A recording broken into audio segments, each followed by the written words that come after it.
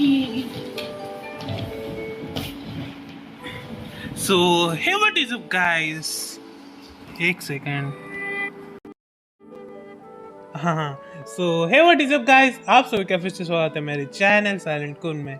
मैं हूँ साइलेंट और चलो करते हैं और उसको लाइव स्ट्रीम बिना किसी देरी. ठीक है, यहाँ पे बैकग्राउंड में अगर कुछ नॉइज आ रहा होगा तो माफ़ी चाहता हूँ.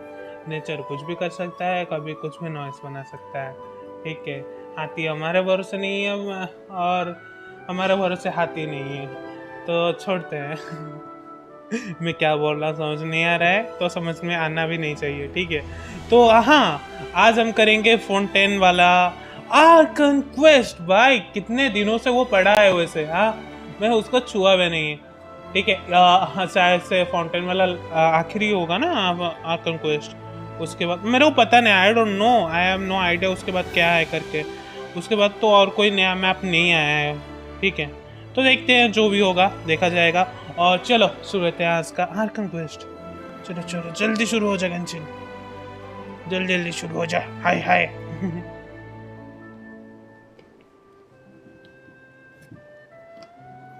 जल्दी लोड हो बे, कितना समय लगा.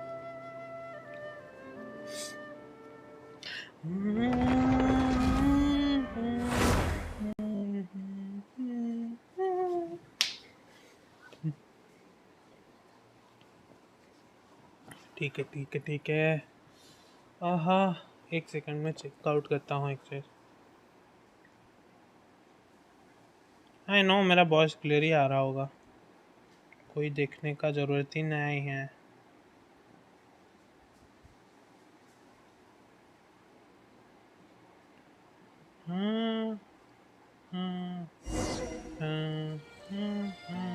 आज का थंबनेल थोड़ा सा मेरे को पता है. ठीक है, कोई बोलने का ज़रूरत नहीं है. आज का थंबनेल थोड़ा सा लेम है, इतना ज़्यादा मेहनत उससे नहीं किया. ठीक है, क्या करें भाई. पर वो वाला कैसा था जो ये वाला था, साइलेंट वर्ल्ड क्वेस्ट ऐसा करके कुछ दिया था ना, उसका 10 घंटे जैसा वो स्ट्रीम वाला हुआ था. वो वाला थंबनेल मेरे को बहुत पसंद है. ठीक है, ये वाला. ठीक है, ओके, कोशिश करूँगा कि इसके बाद वाले थंबनेल थोड़े से अच्छे बनाऊँ. अभी भाई थोड़ा सा सह लो, थोड़ा सा. आई डोंट नो 2 लाइक कहाँ से है. आई नो एक तो ओके, बढ़िया, जो भी है. चलो शुरू करते हैं आज का लाइव. हाँ, कितने बार बोल दिया, फिर भी शुरू कर.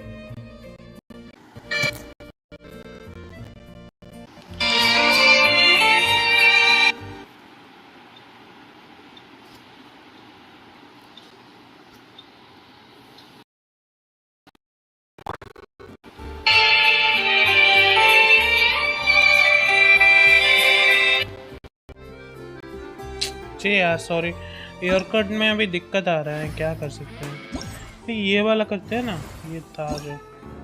उसके बाद चलते हैं यहाँ से, मेरे को कुछ प्राइमोजेंस मिलेंगे. ठीक है, म्यूजिक है तो. और एक चीज़, ये वैसे भी आर्कन क्वेस्ट है, यहाँ पर मैं बातें बीच में नहीं कर सकता. अगर करूँगा तो आपको कन्वर्सेशन नहीं सुनाई देगा. ठीक है, तो इसलिए ये वाला भी अपना विदाउट कमेंटरी लाइव होगा. ये विदाउट कमेंटरी वाला लाइव करता है इसलिए हूँ क्योंकि जब भी मैं विद कमेंटरी करता था तभी पापा में ज़्यादातर घर में नहीं होते थे.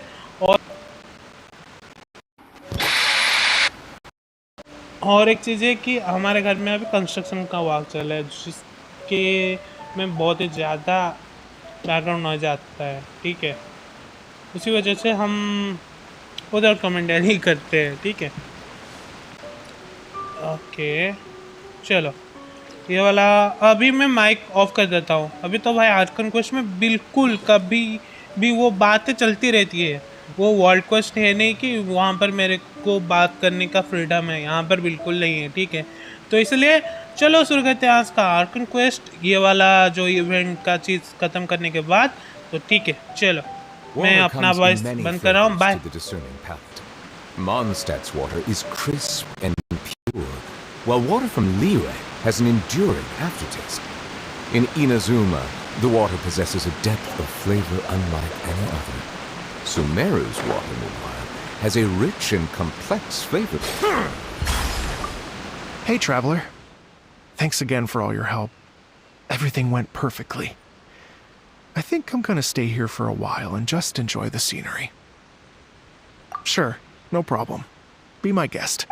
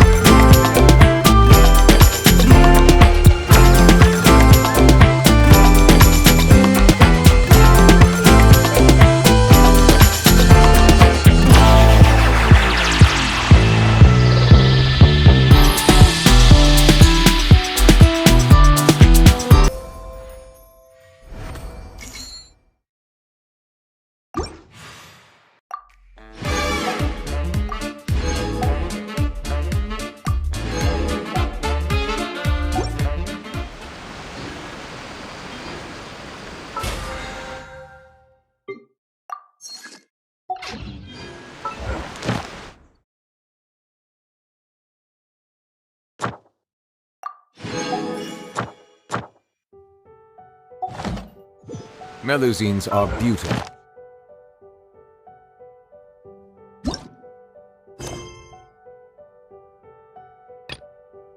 Creatures.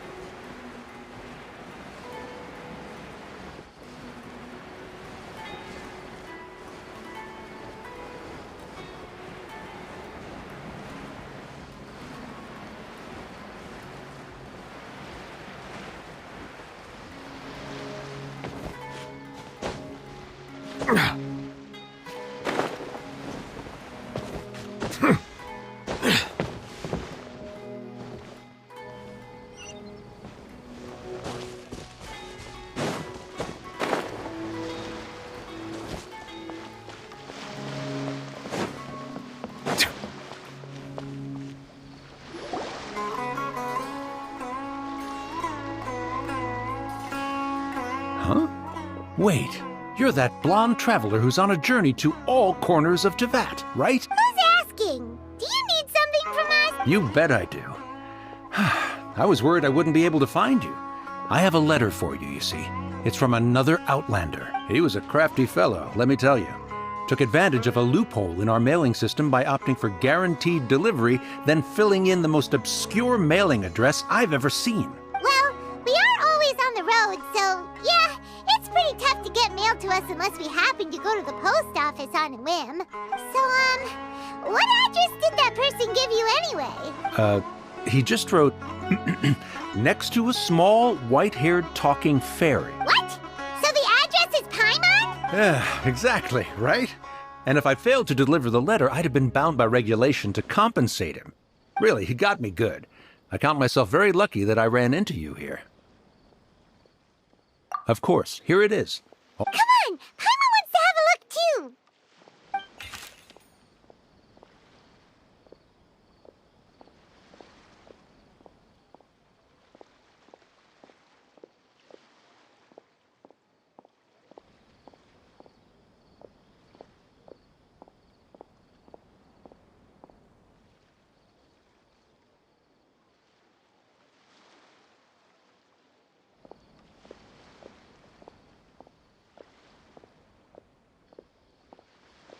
Kaya, huh?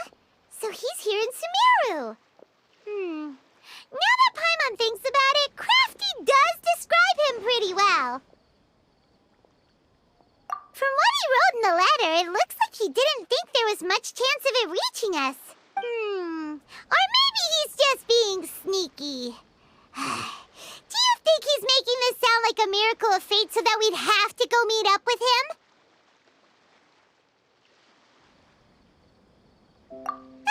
Yeah, you're right.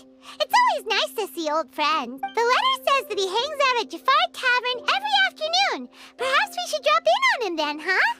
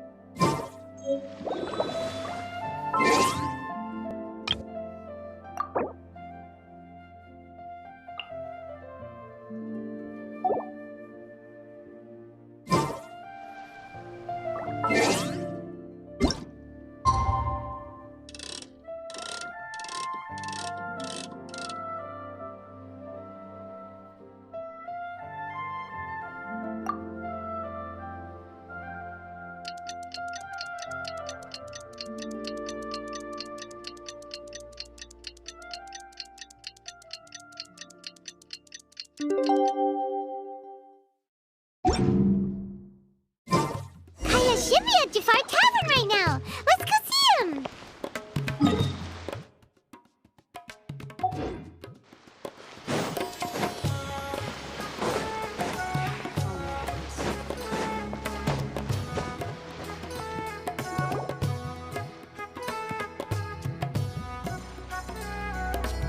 I'll have something I haven't tried yet, boss. Sorry, sir. I'm afraid you've already tried every type of liquor we serve. Oh? Well then, just the bill, please. It's just as well, I suppose. I do have other matters to attend to. Kaya, you're really here! Paimon half thought you were playing some sort of prank on us. Hey, Paimon, traveler. Looks like the gods smile upon me after all. And come now, I wouldn't joke about wanting to see my good friends.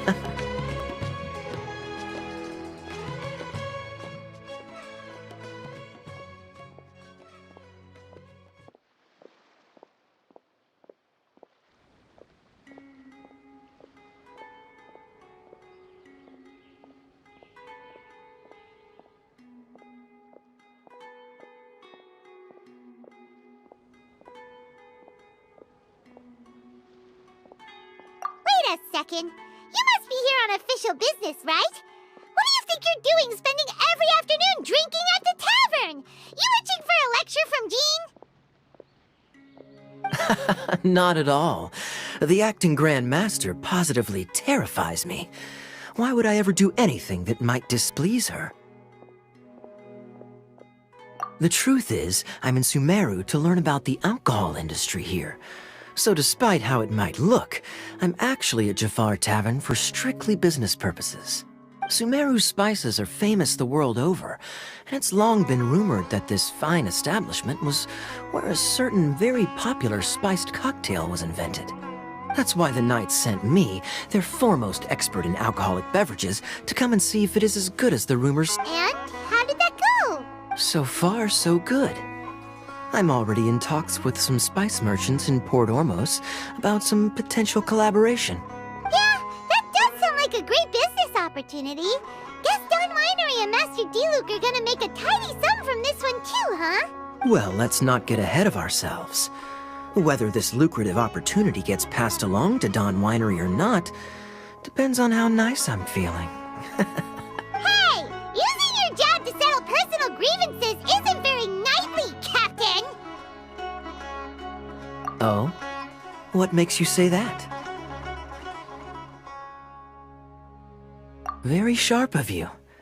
I wouldn't say I'm familiar, though. I just came here on the sly once, when I was very young. And?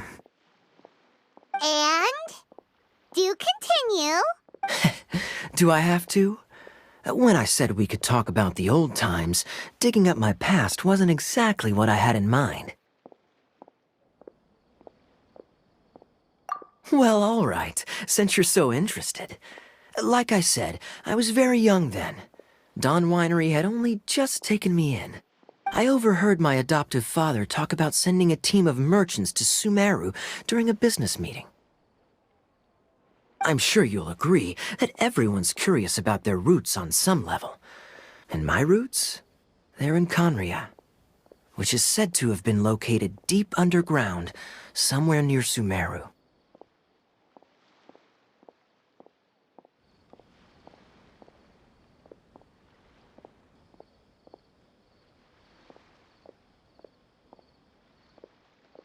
And so I stowed myself away amidst the cargo, and silently joined the merchant delegation on their trip to Sumeru. But it wasn't long before the merchant delegation received news that I'd gone missing. Their leader promptly found me, and before I knew it, my adoptive father was dragging me back home by the ear. It was a short-lived adventure.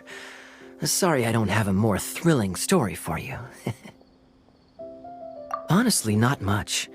The only reason I knew that Conria was near Sumeru is because I happened to read that in a book when I was young. My life had less and less to do with Conria as I grew up, and so I started caring less as well. I used to believe that I had inherited some sort of duty from my father. But then I began to wonder. Maybe my father left me in the peaceful land of Mondstadt for no other reason than simply to keep me alive, as well as ensuring that I'd be safely cut off from certain things. The thought that I might be able to actually live a happy life there must have been the icing on the cake. This is obviously all speculation.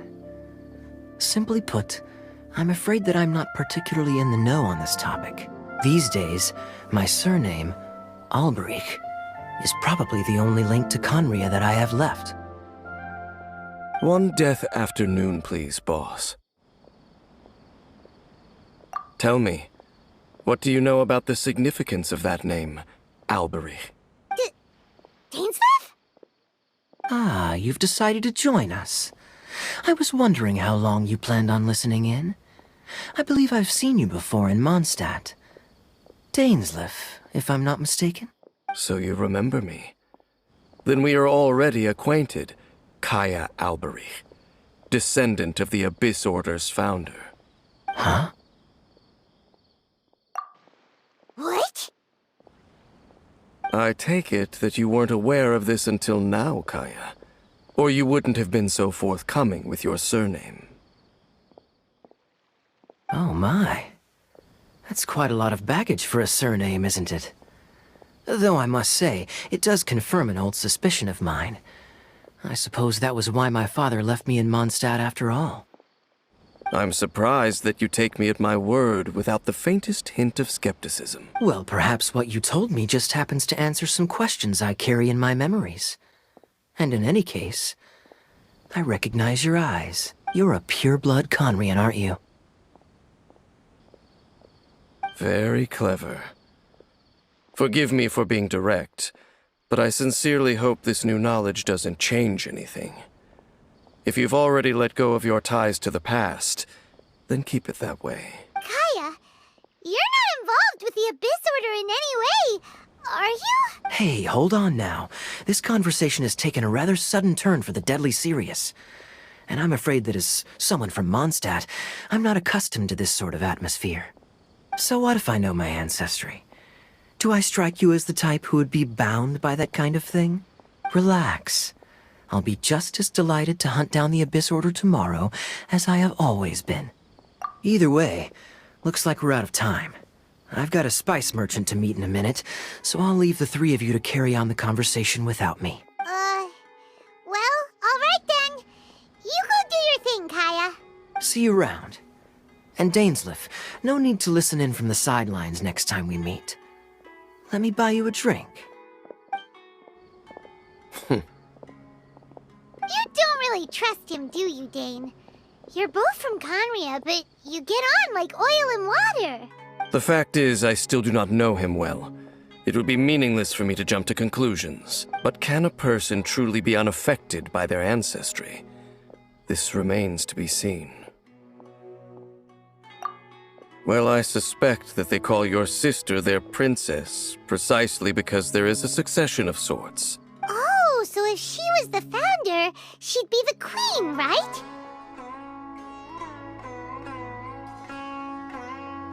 I mean to investigate the Loom of Fate.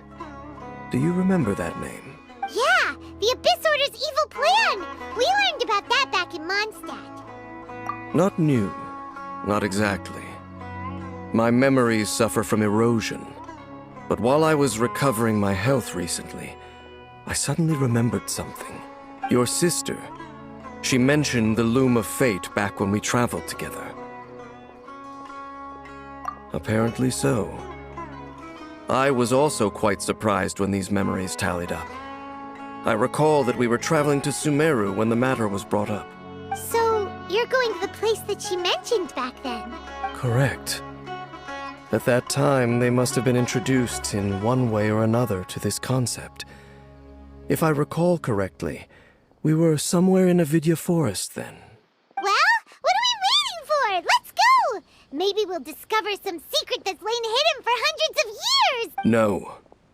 Now is not the time.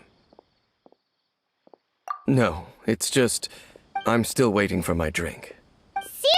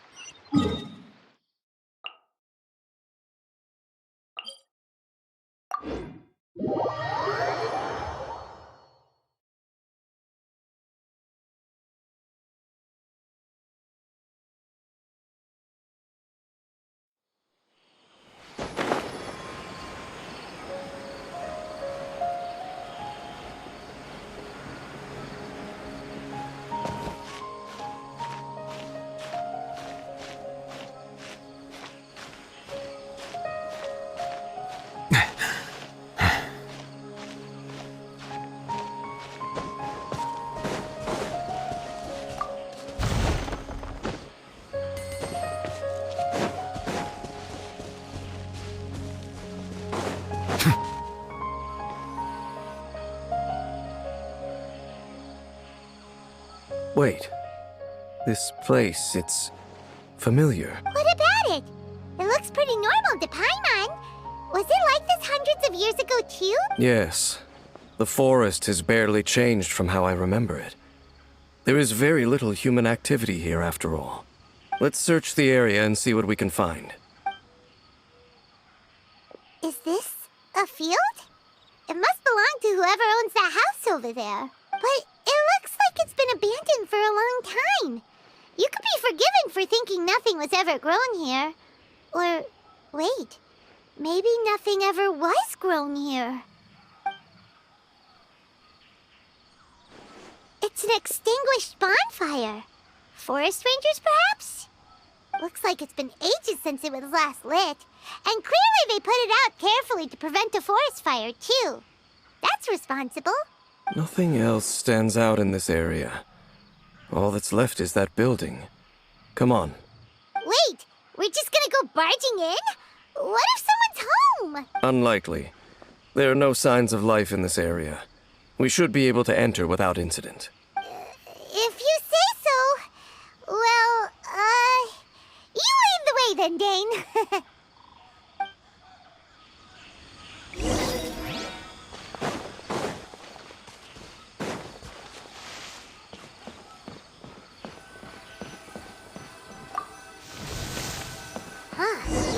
So there really isn't anyone home.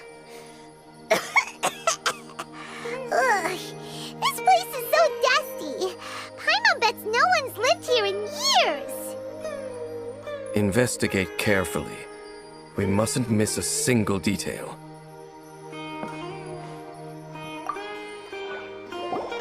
Hey, look! It's a bull! Guess whoever used to live here liked to cook, huh? Can't you smell it? There's a heavy scent of medicinal herbs in here. Oh, so it's a medicine bowl? Seems you're right. You've got a good nose on you, Dane.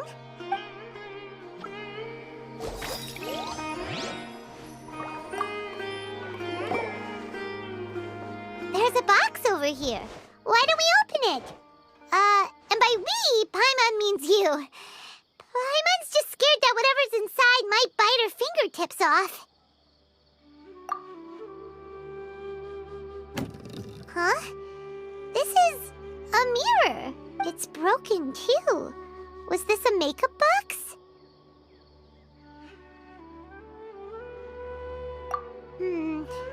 That's kinda disappointing.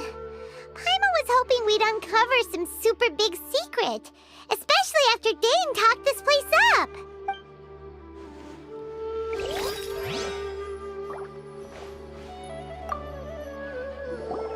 This bed looks pretty ordinary. Huh. There's nothing underneath it either. What sort of person would want to live here? It's so dark and damp. Can't be all that comfortable. Doesn't look like there's anything else worth our attention here. You sure we're in the right place, Dane? My memories are quite foggy, but my subconscious and instincts both assert that something once happened here. But we'll exhaust ourselves if we search aimlessly. I hear noises outside. Let's go and check. Noises? Is it? It's not much. Just some minor adversaries.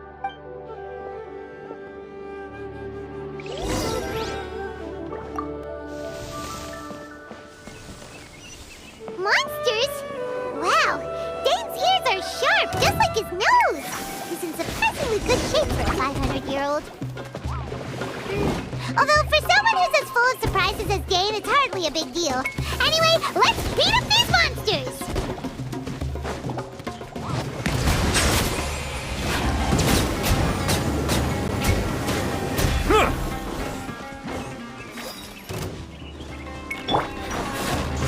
Keep back!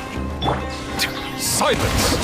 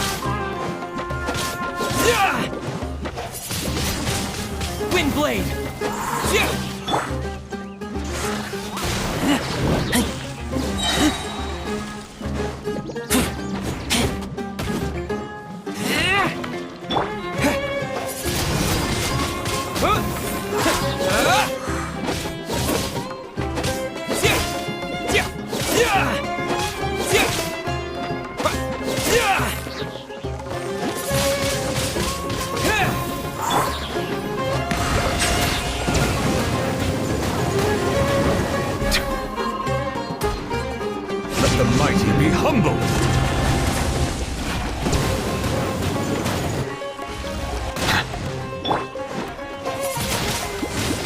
Windblade!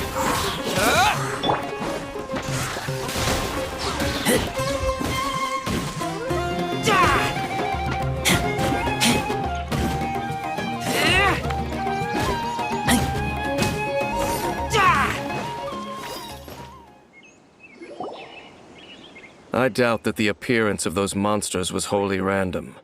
There must be something nearby that attracted them. A ley line anomaly, perhaps. But it seems to be more than that. Okay. I'll go slightly further out to investigate any issues with the nearby ley lines. I might be a while. You should wait for me here. What? You're going alone? You better not be trying to keep some secret from us. Your suspicions are as banal as they are unwarranted. I merely think that this house should remain the focus of our investigation, and as such, someone ought to stay here and keep an eye on it. Not to mention that if even forest rangers are capable of investigating ley lines, I will be more than able to handle it alone. Fair enough. Guess we'll just camp out here then. Good thing there's a bonfire over there. Let's make ourselves something to eat. All this running around has made Paimon real hungry.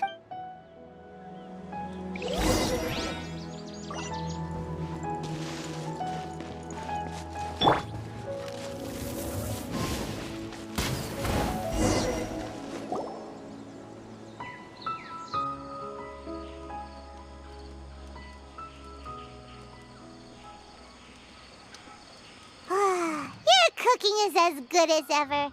Even if there was no other reason, the food alone would be enough for Paimon to stick with you.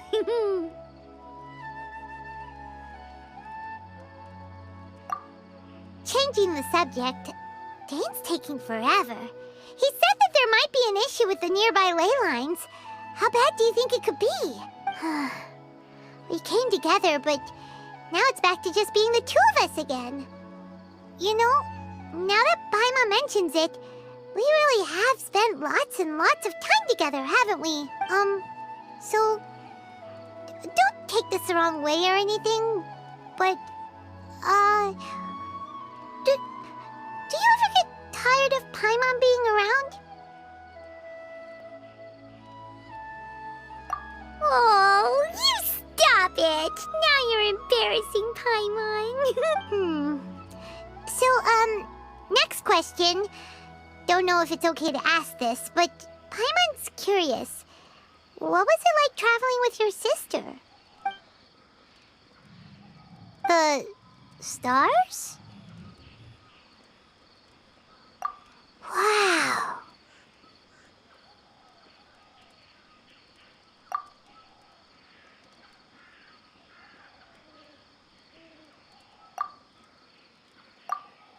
Yeah.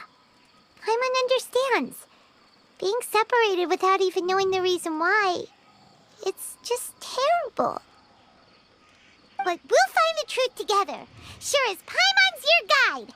Just you wait, heavenly principles, and you too, Teyvat!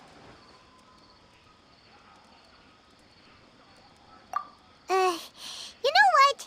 We've talked too long about this sad stuff. Let's talk about something happy instead, 'cause if you're sad, Paimon will be too.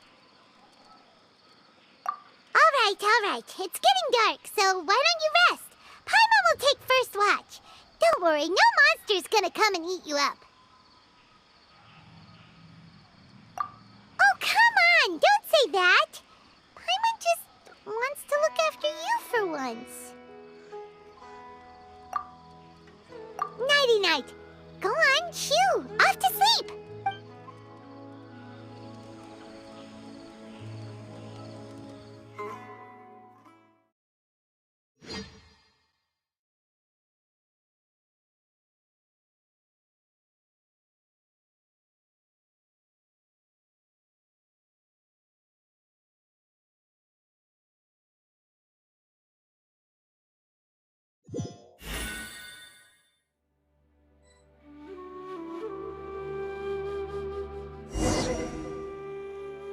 Hey, time to wake up. The sun has risen.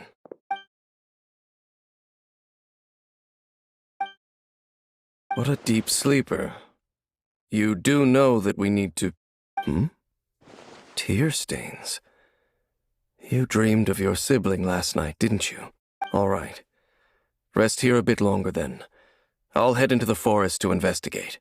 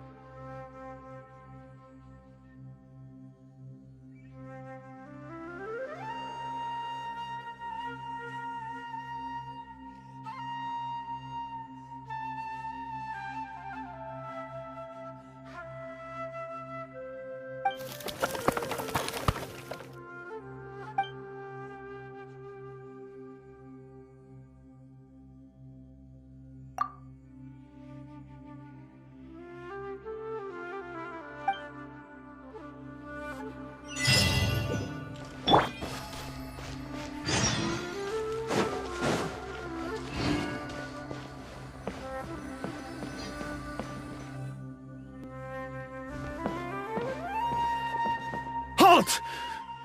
What do you think you're doing? This place is not whatever you think it is.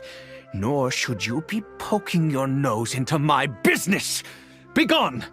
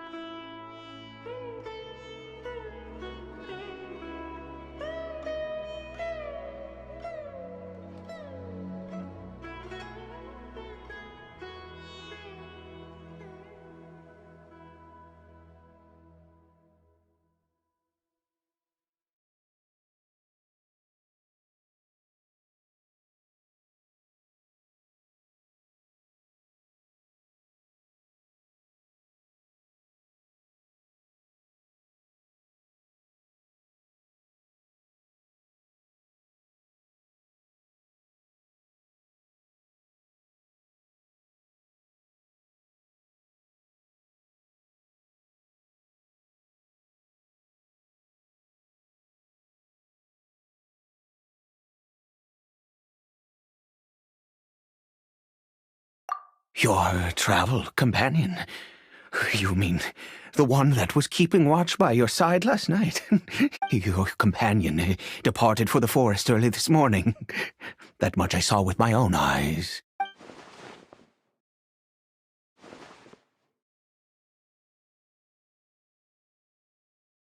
What business is that of yours, hmm?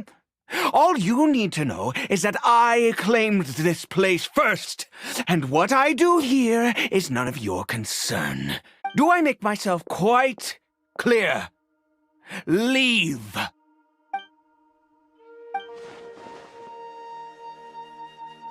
Well, what are you waiting for?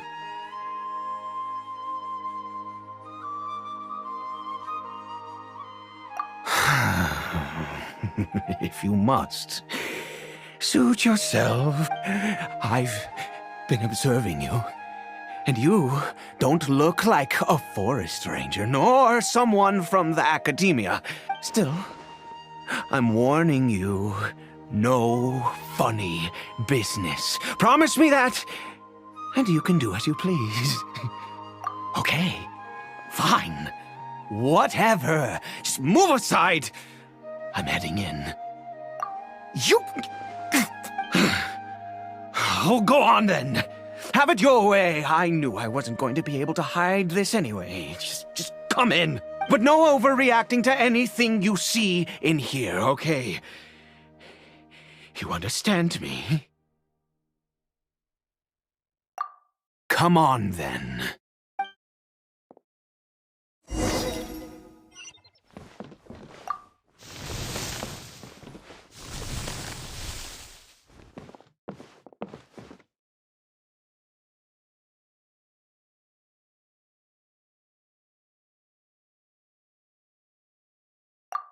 Mind your own business. Don't worry. He isn't aggressive. How could he be? He was too young for anything like that. So don't you lay a finger on him. Just find yourself a corner to rest if you're tired or cold. Huh? You know Conria? Who are you, exactly? And how do you know I'm from Conria?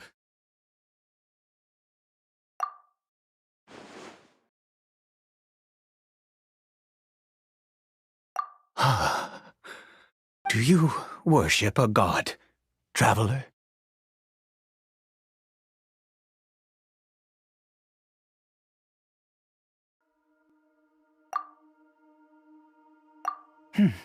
Sounds like you've had an eventful life.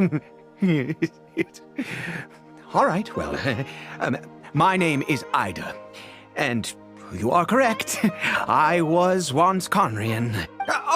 I apologize for my earlier hostility, but you must understand, as far as I'm concerned, humans who do not worship the Seven are nigh extinct. And all who place faith in the gods are my enemies. That may be. But the fact is that chances to talk to people like yourself have been few and far between since the cataclysm. This wretched curse of immortality. Who knows how long I must continue to suffer like this? The curse. It was a little gift given to the people of Conria by those vile gods. We lost our home, our loved ones, everything. The agony of the cataclysm itself was already too much to bear, but then came the curse, robbing us any chance of release. All we can do is watch helplessly as our souls erode and our bodies decay.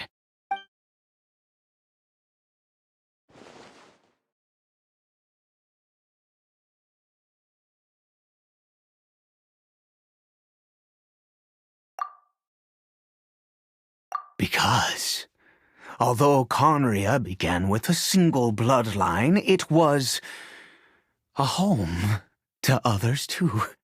Any who forsook their gods and came to Conria were welcomed as our fellow citizens. When the cataclysm came, we pure-blood Conrians were declared the greater sinners. Upon us the gods placed the curse of immortality.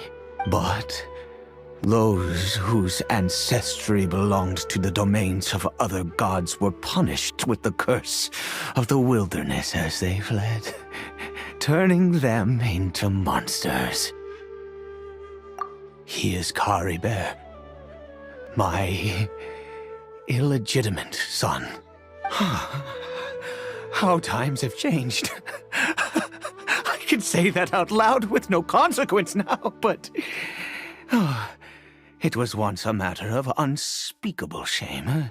I was a noble of Conria, by blood, but I resented the life that my family had arranged for me. And then, one day, I met a beautiful woman amongst the people. Her roots were in Mondstadt, but that mattered not to me. It was love at first sight. Kari Bear faced great hardship from the very moment of his birth. All due to my selfish desires, and I was never able to be there by his side for any of it. After all that, he turned into a hilly troll right before my very eyes. I always owed him much, and now at least I can finally be close to him. She was. We were separated. I do not wish to dwell on it.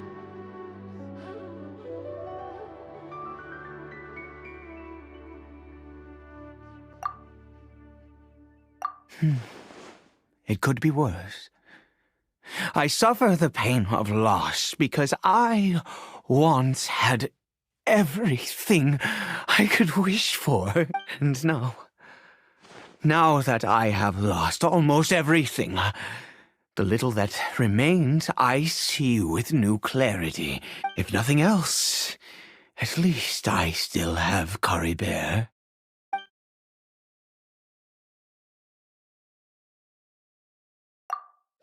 Yes, that reminds me. I only returned here to check on Kari Bear, but I do have other things I wish to do. You may come with me, if you're so inclined.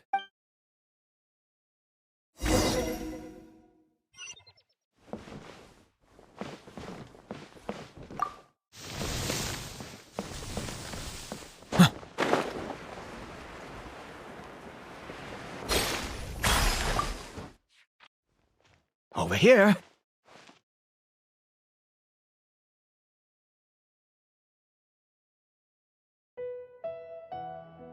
I'm sure you're wondering why I brought Kari Bear here to Sumeru. Well, it's because he needs a medicine that can only be made here. One which will help him to recover his clarity of mind.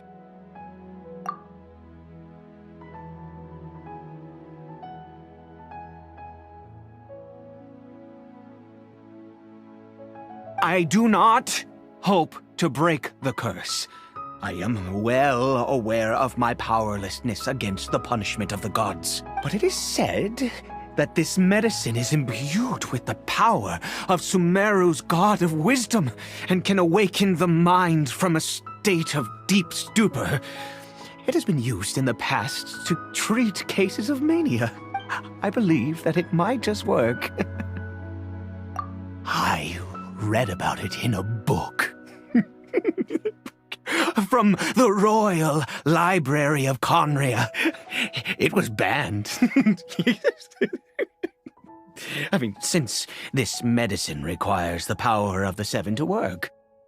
In my youth, I disliked the life of nobility and craved excitement. I was leafing through some forbidden text and happened upon it.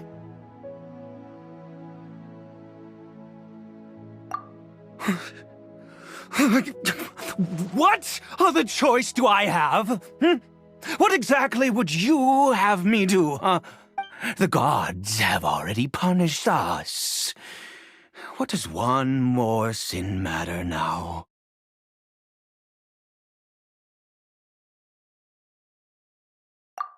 Never mind. As long as you understand. I'm sorry. I struggle to take control of my mood sometimes. Perhaps a consequence of having lived too long. As it happens, I am in dire need of some help to make this medicine. My hands don't have the dexterity they once did. I fear they may be decaying from within. All thanks to this curse of immortality. Okay. To start with, take this ingredient.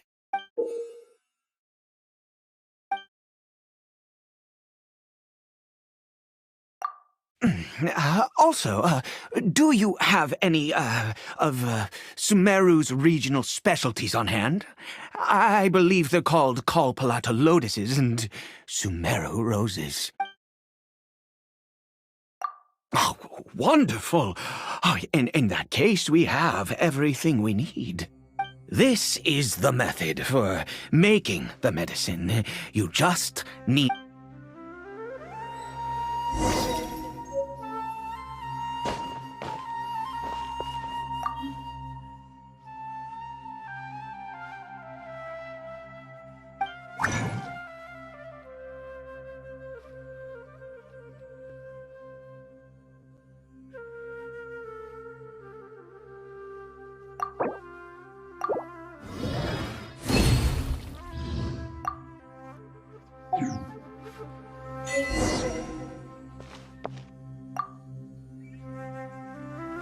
Is it done? Oh, splendid.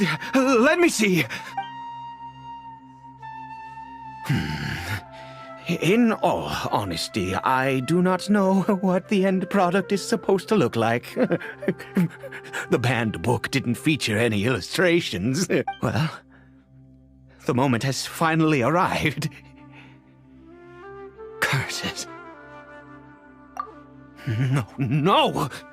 We need to perform one final step to complete the medicine. I said before that this medicine relies on the power of the God of Wisdom for its restorative effects. Which means we must pay a visit to a statue of the Seven.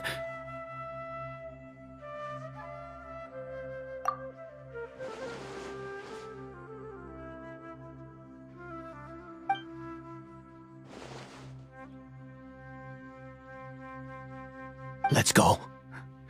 Bring the medicine with you.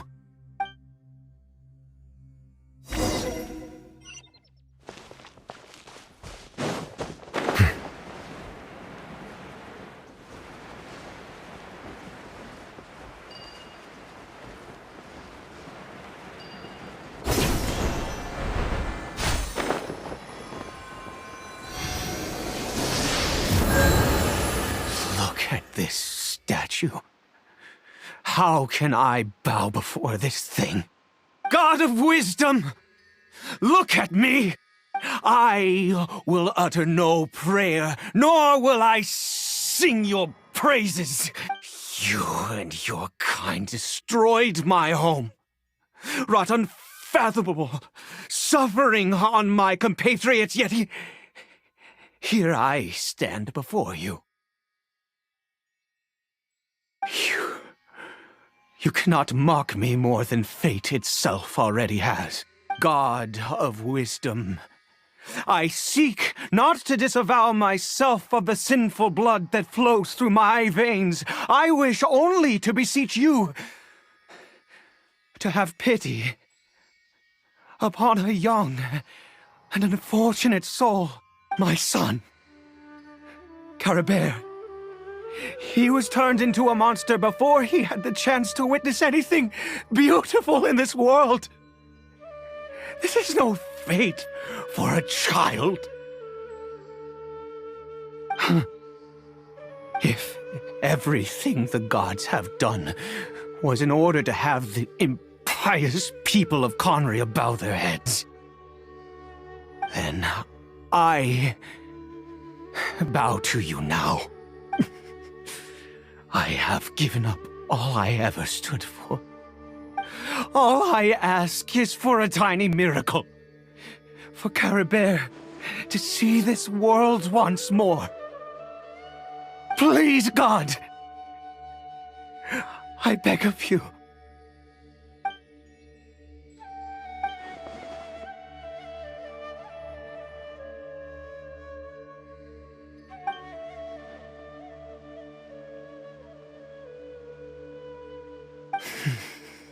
I have made quite enough of a fool of myself for one day.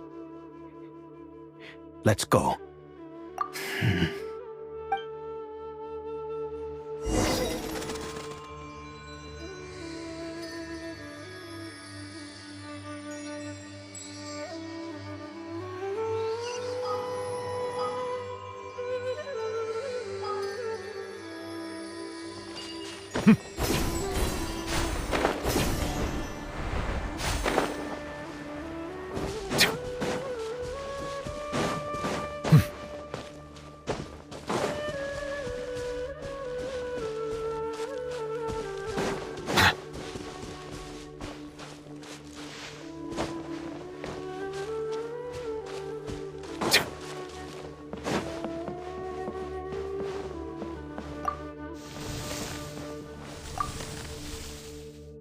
Caribert?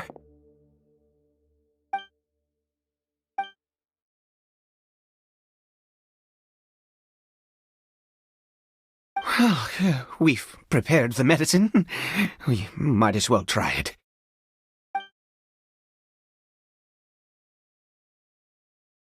Caribert, it's me.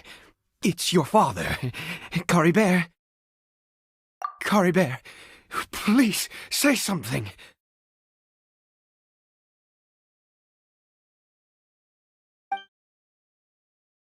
I'm sorry I couldn't be at your side when you were born. And that I failed to reach you and Mama in time when you both were suffering. But I'm here now. Papa's been by your side all these years. I've never left you, not once. Are you still angry with me, Caribert? I know you're awake now. Do you not want to talk to me? I'm so sorry, Caribert. Forgive me. Please, say something, anything. Please. Please. Oh, gods above! What more do you want from me? You took everything from here, and I still bowed to you. I'd give you my very life if only you cared to take it! But you won't even let me die! I knew it. I should never have trusted anything that had to do with the gods. I was just deluding myself. The gods of this world have never stood with humanity, not even for a moment. Other reasons. What do you mean?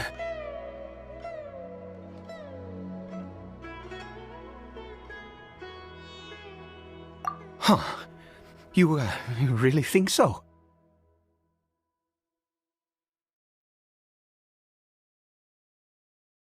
Give up? No, never! And yes, you're right. I cannot let myself wallow in despair. Even if I must stay here with him for 50 years, 100, what difference does it make? I do not lack for time.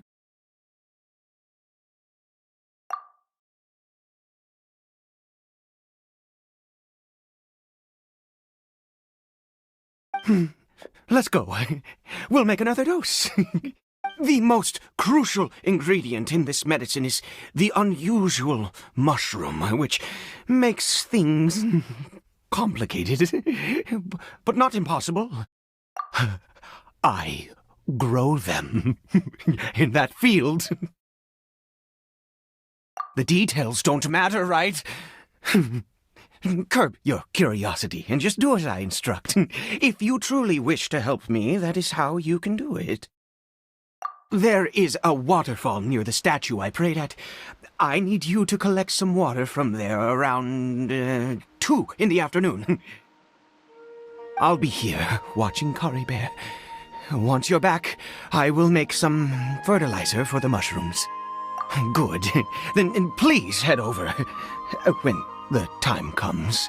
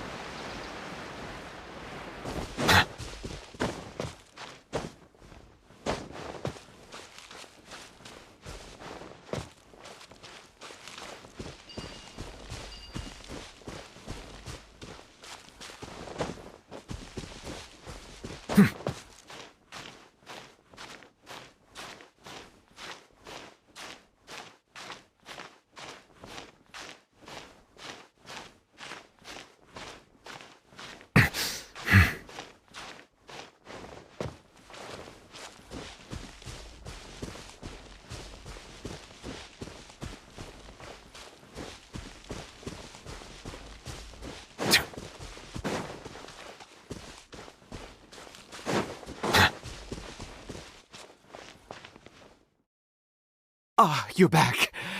Coribear's condition is stable. By which I mean he still isn't responding. Anyway, give me the water.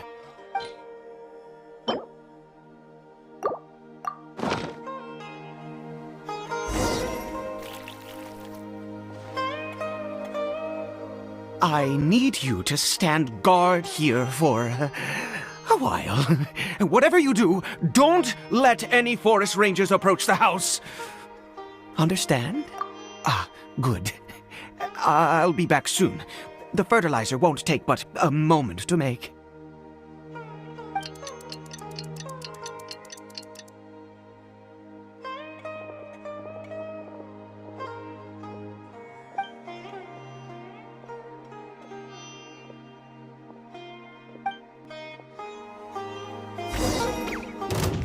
Settle down!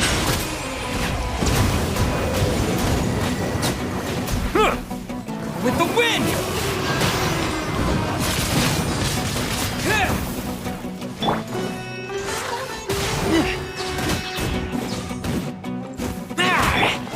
Silence!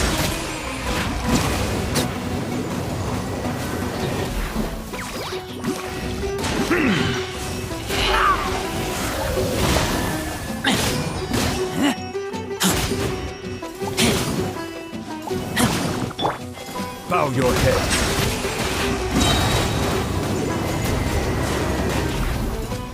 The tides beckon.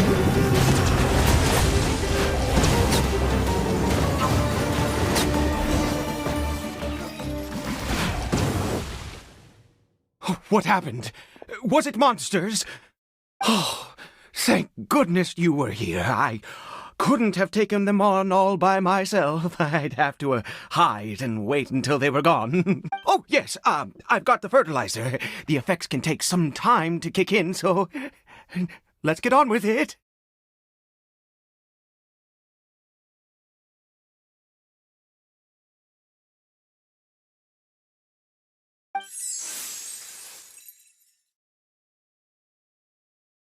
Next, we pick the mushrooms and repeat the same steps as before to make another dose. I trust you still remember the method.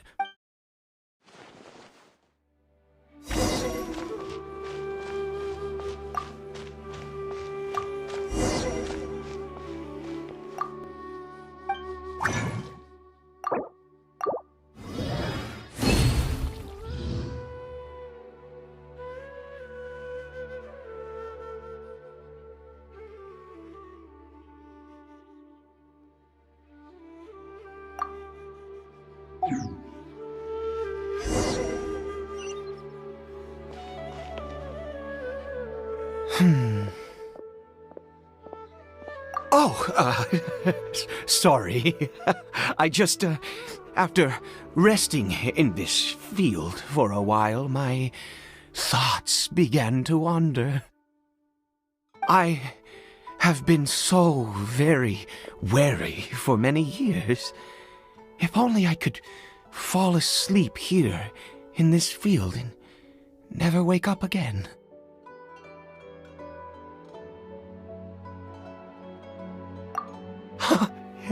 I do indeed. That's why it was just a fleeting thought. Thank you for your help once again. And now, for the final step. Back.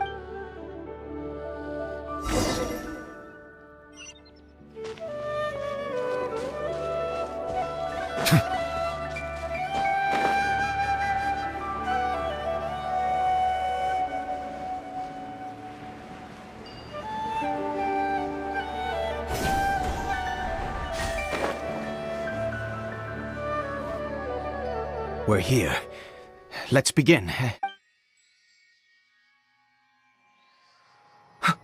Wait a moment. Hey, what was that? Cory Bear! Oh no, he must have left while we were too busy preparing the medicine to notice. Come on, we have to catch up with him.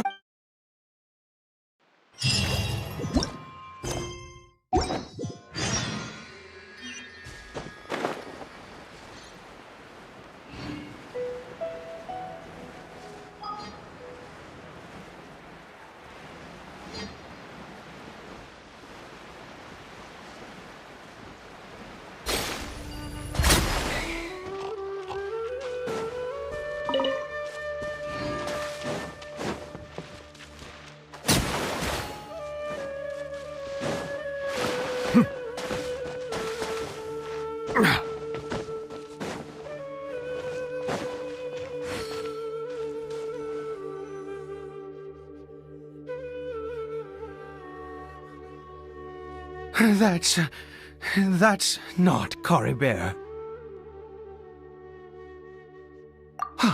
Right. Cory Bear's scarf was a gift I once gave to his mother. I use it now as a marker of sorts. My eyes must be going.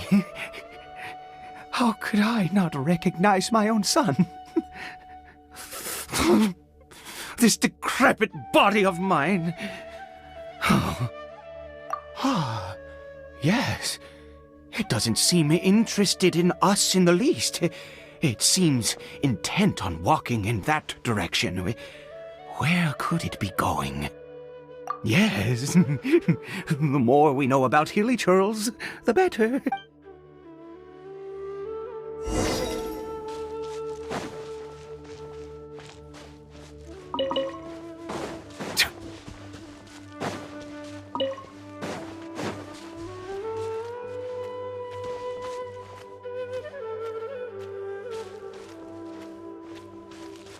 Did it go in here? Well, let's head in.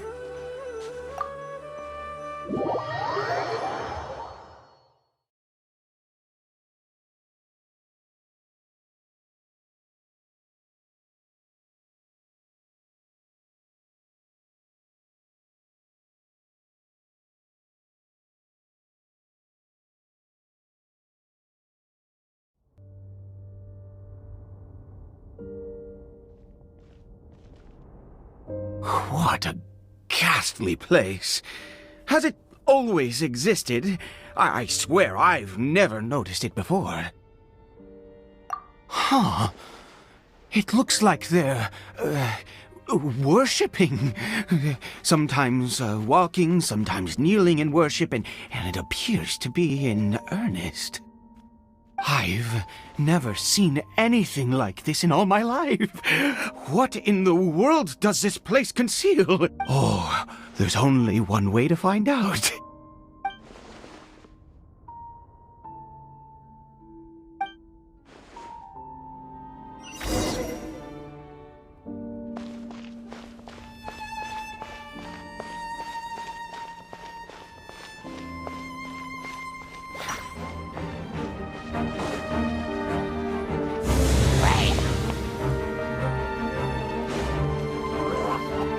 Settle down!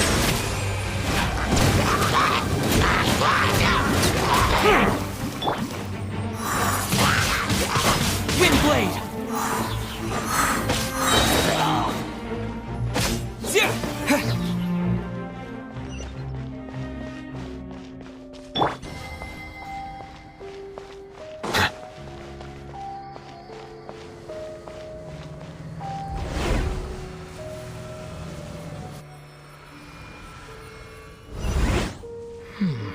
Is this a teleportation device? What energy is powering it?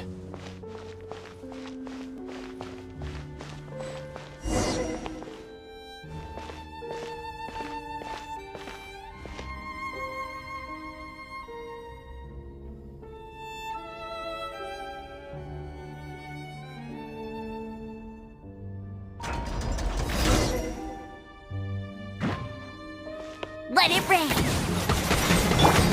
Bow your head.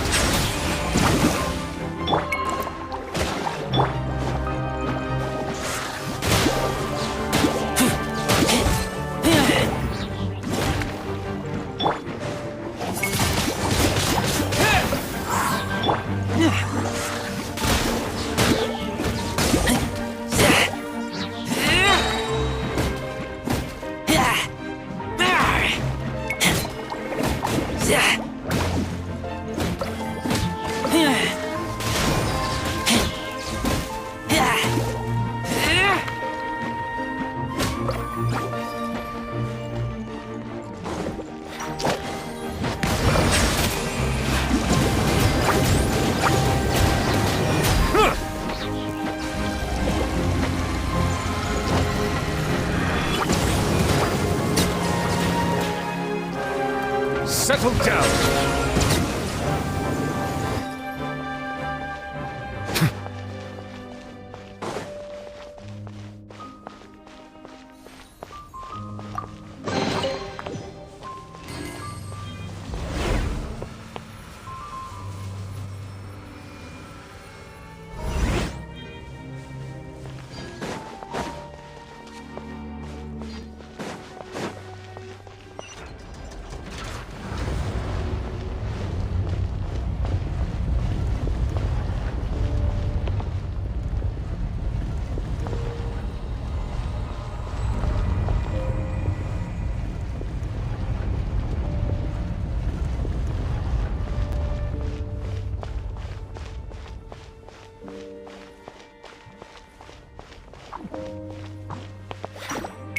Silence!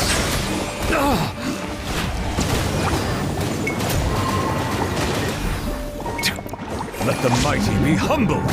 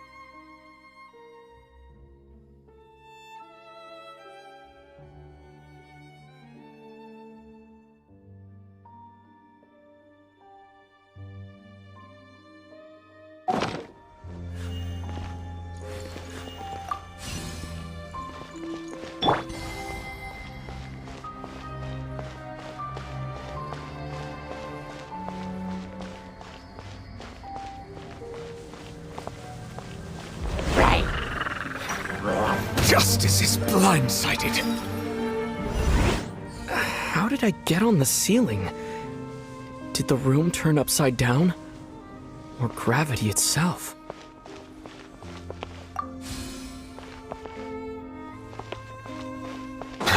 It seems like I need to find a place to insert the rune.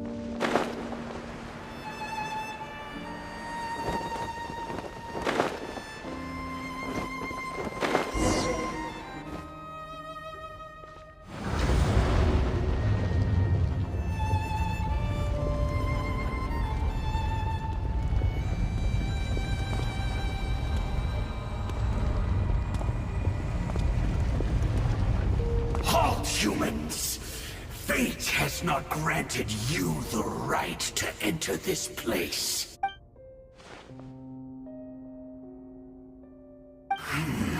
Do you insist on an audience? Very well. Then I grant you the trial of destiny.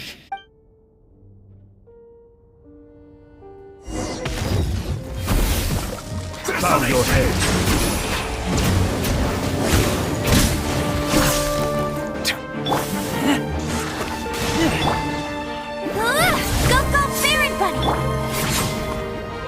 Silence!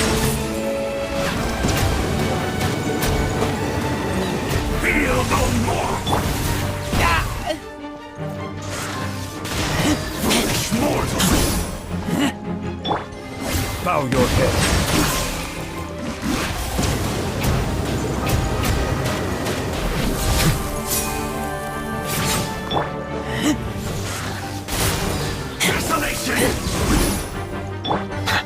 Silence! An oversight on my part. I see dominion! The tides beckon. Fall nevermore! Settle down, mortals! All shall succumb! Taste and see! Freeze and devour! Desolation!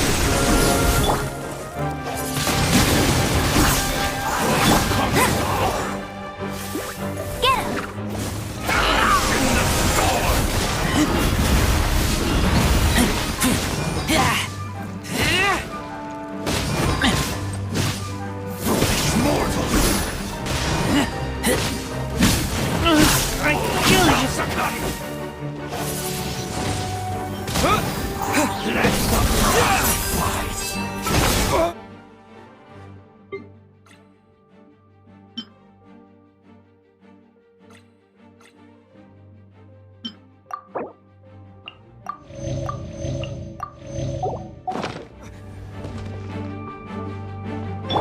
Hear the final prophecy.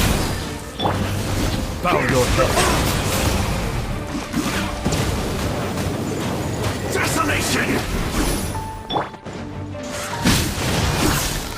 Conquers all!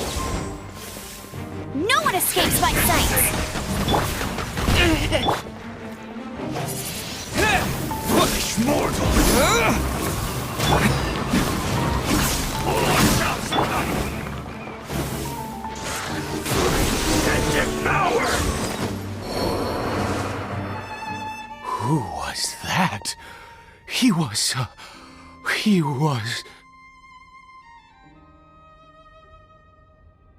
He was a perfect being. I'm in awe. He had the most wondrous aura, a perilous yet beautiful power. Oh, truly mesmerizing.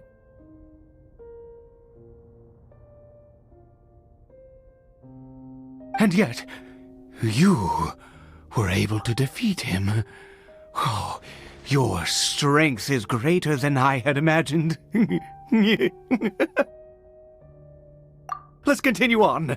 I find myself growing more curious by the second and more excited.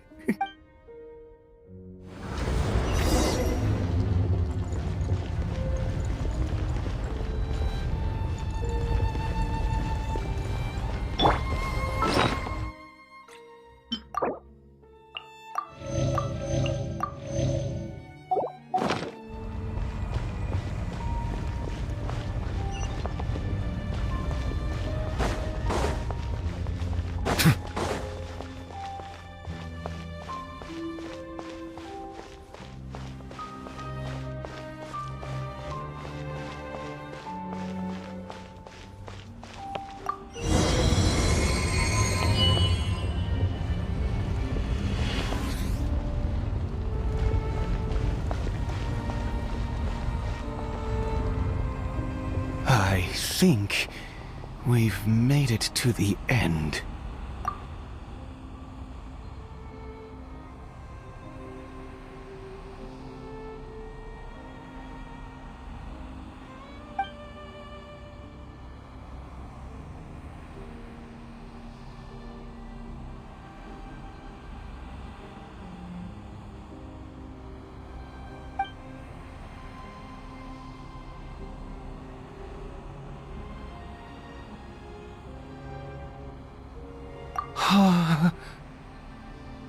Oh, dear creature, why do you bow down? For fear of the unknown? Or for a power that you covet?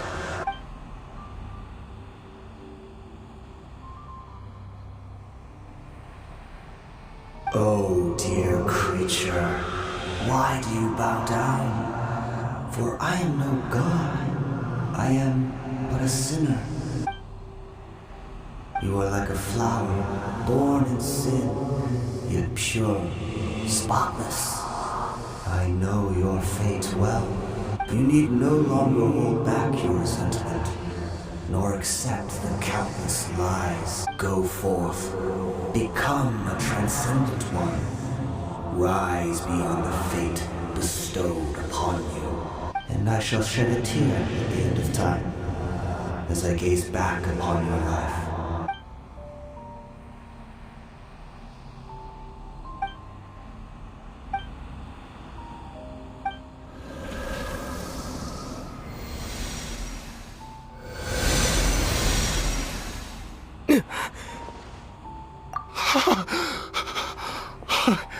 What just happened?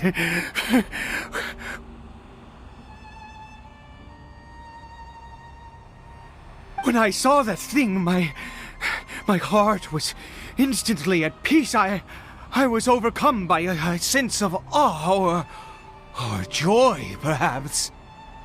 I feel good. In fact, I feel better than I did before I came in here. How peculiar. Oh, is that so? All right, as you wish.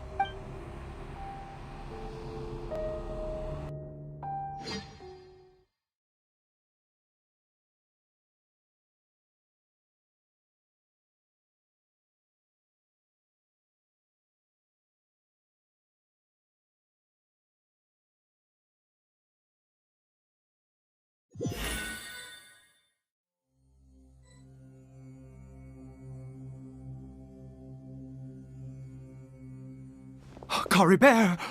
Oh, thank goodness! He's still okay! I have a strange feeling that what just happened was meant to be. For this to happen, right at the moment when I was dreading worshipping at a statue of the Seven, it's as if fate was calling to me. You say that I bowed before that thing, so perhaps it might be just as effective. I have to try. No matter what, you said it yourself. I have to exhaust all options.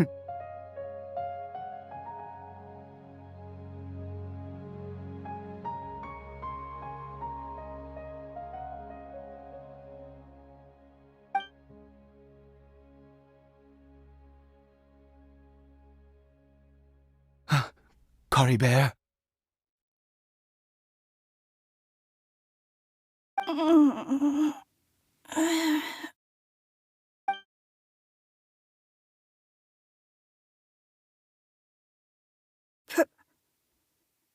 Papa? Cory Bear! Oh, my goodness, it worked! It's a miracle! Oh, Cory Bear, my dear son!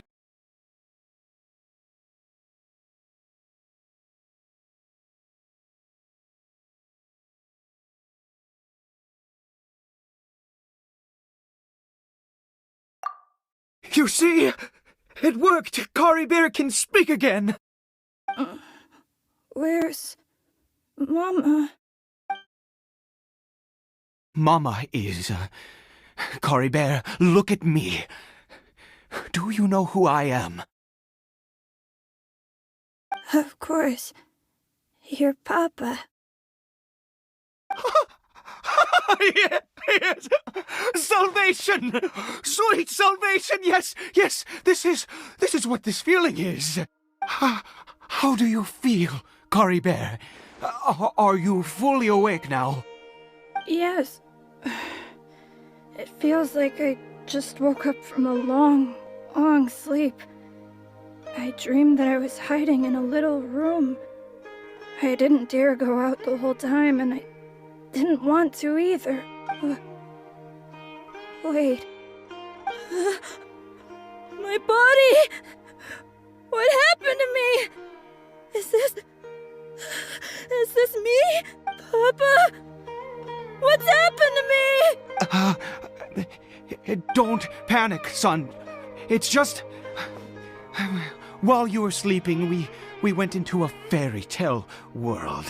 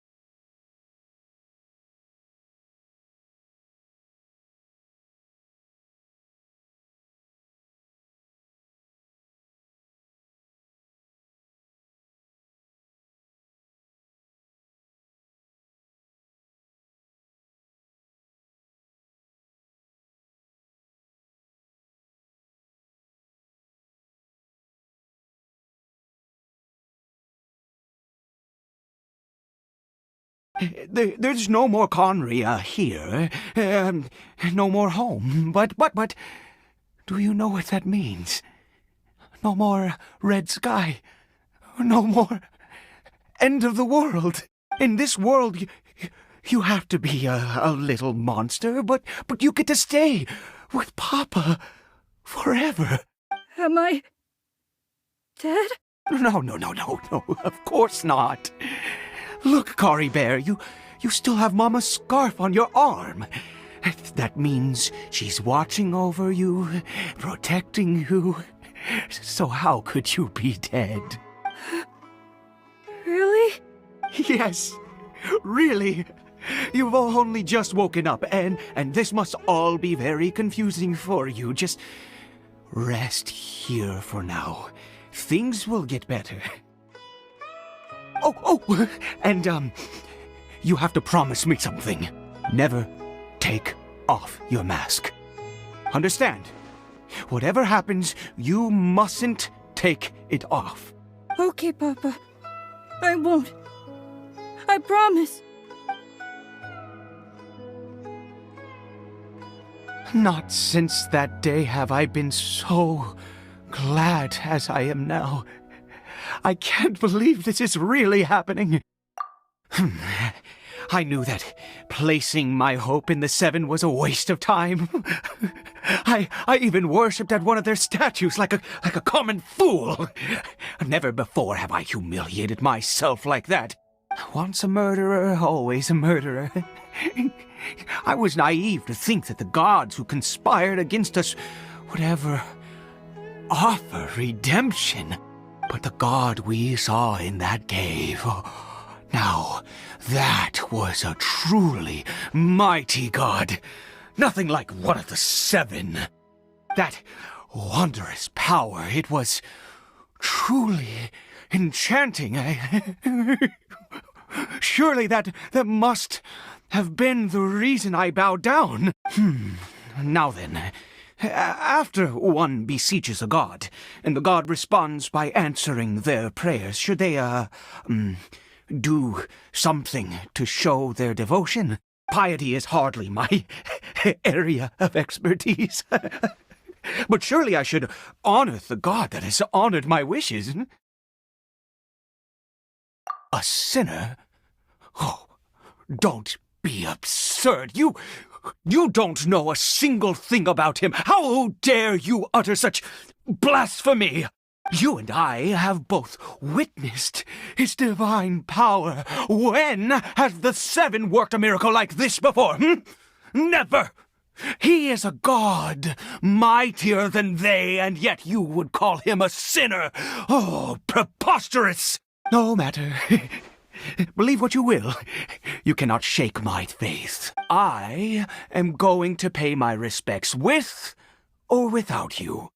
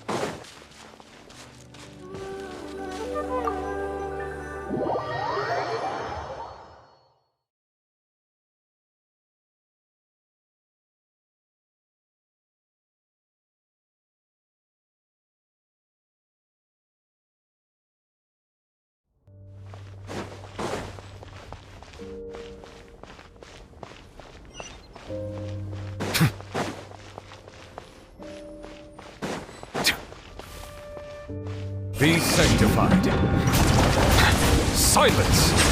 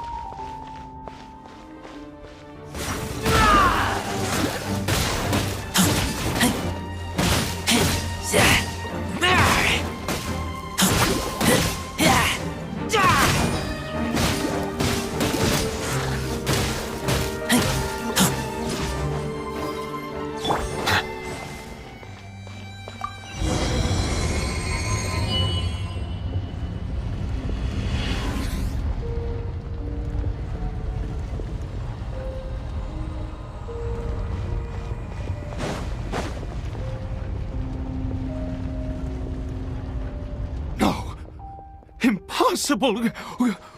What happened? The Hilichurl worshippers have disappeared too? Was it all an illusion? That's true. Yes, it can't have been an illusion. I still feel that awesome and wondrous power flowing through my mind and body. It was neither illusion nor coincidence, and certainly no dream. It was a wonder. Yes, a divine wonder. Let's go, traveler. There is surely a reason for its disappearance, and I do believe that someday in the future we shall see it again. Could he really have been a sinner and not a god?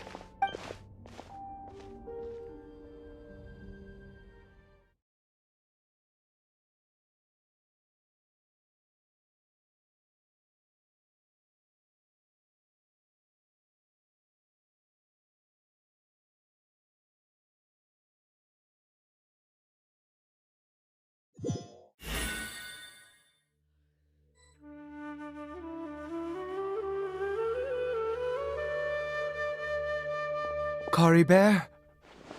Where has he gone? Oh, no. Maybe someone else came by and found him? No, it can't have been that. There's no sign of a break-in and no sign of anyone having been here. This does not bode well. What if he's spotted by a forest ranger or an adventurer in his current state?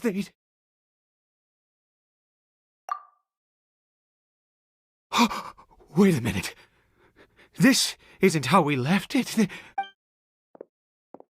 Oh no. Did he...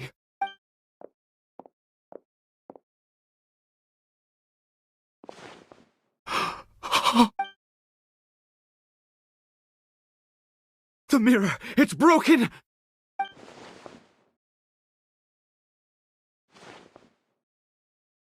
He must have taken his mask off and seen what he looks like beneath it.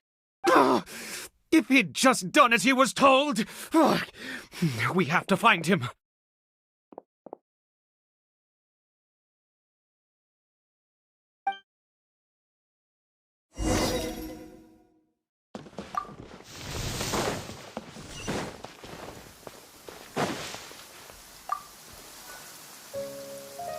It's his scarf.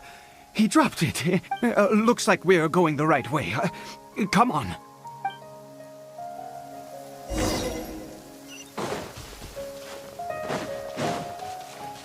Kari Bear! Kari Bear! Where are you?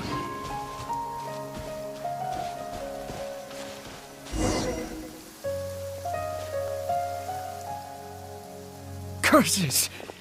Forest rangers. Hey! Who are you? We haven't seen you around here before. What's your business here? Have you seen a Hilichurl? A Hilichurl should have come past this way. Have you seen it? I asked you first. Don't make this more difficult than it needs to be. I said, have you seen A hilly churl! Hey, whoa. Look, sir, there's no need to get so worked up. There are hilly churls everywhere. What's the big deal? We see plenty of them out here. Exactly. Matter of fact, we just took out a few of them back there. Those dumb boneheads. You forest ranger scum! You spawn of the seven are all the same. I'll have your heads if you so much as laid a finger on Curry Bear. You're raving mad! You've got some gall coming here to our nation insulting the forest rangers! Curse you all, forest rangers.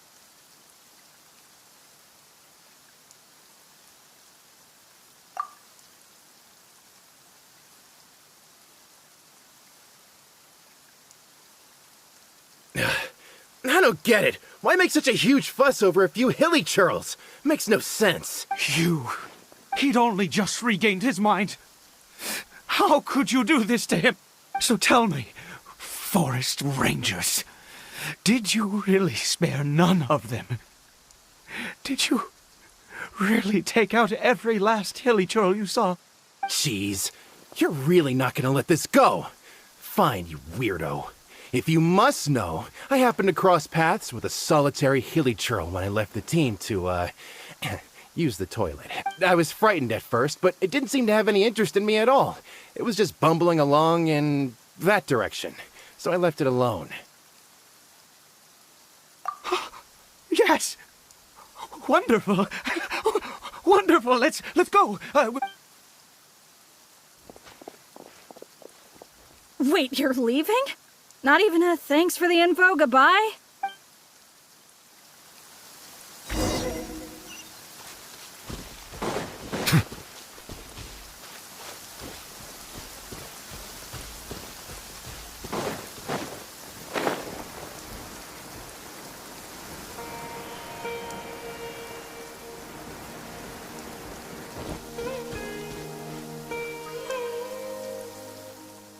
Curry Bear! Curry Bear, stop! It's me! It's Papa! Whatever you saw, it was all a trick. I told you, we're in a fairy tale world now. Nothing here is real. Please, Curry Bear, come back. It's time to go back. Curry Bear? How could this happen? He regained his mind. He must be able to hear me. Surely. Come, Curry Bear. We have to go home now. Papa's here to take you home, all right?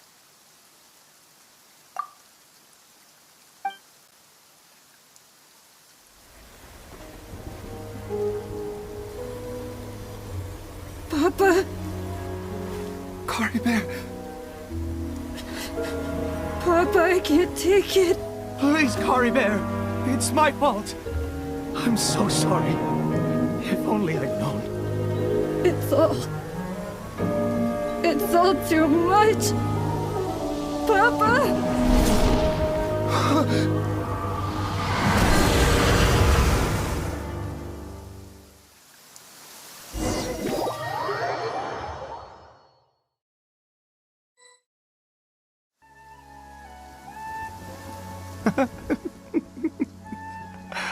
I see. I understand now. Finally, it all makes sense.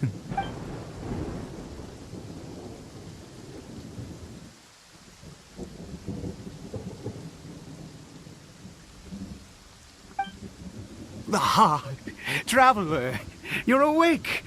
Finally, we can rejoice together. Wait, no.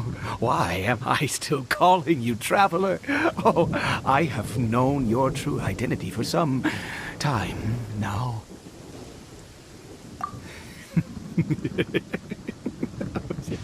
I suspected it was you from the beginning. I had to talk to you to be sure. Oh, of course you haven't. With your status, you can hardly be expected to know all of us. In any case, I've been using a fake name this entire time. Ida is the name of a servant I once had. My real name is Clotar. Clotar Alberich.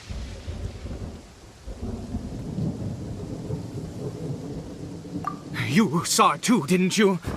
Unmistakable, eh? The power inside Caribert and the power of the one you call a sinner. It was one and the same. Yeah. I am positive now. It's the power of the abyss, isn't it? Oh, at long last, I have seen it with my own eyes. That is no business of yours. A sinner. Yes, salvation for a sinner can only come from a sinner. Caribert did not deserve his fate, but now it's wonderful. He will be able to weave his own destiny anew. Born into abject sorrow, he shall now become the loom of fate.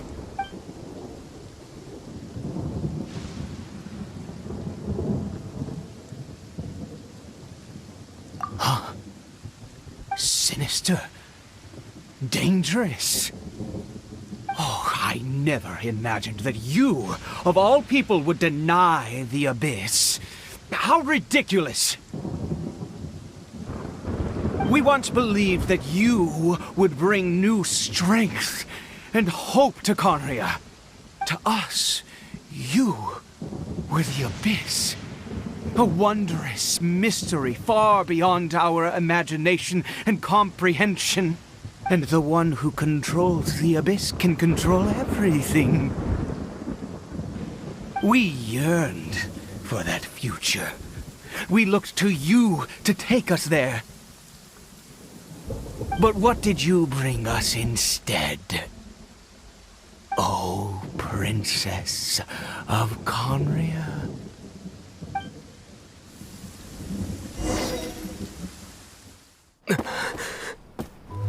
Why did he just call me?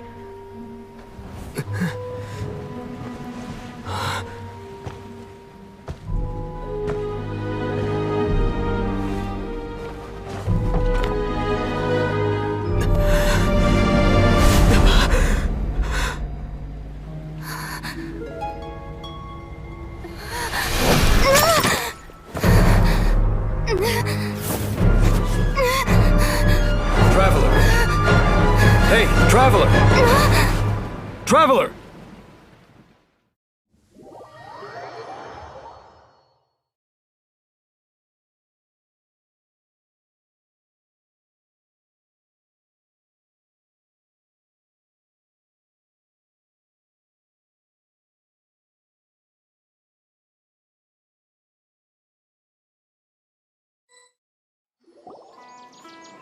You're awake!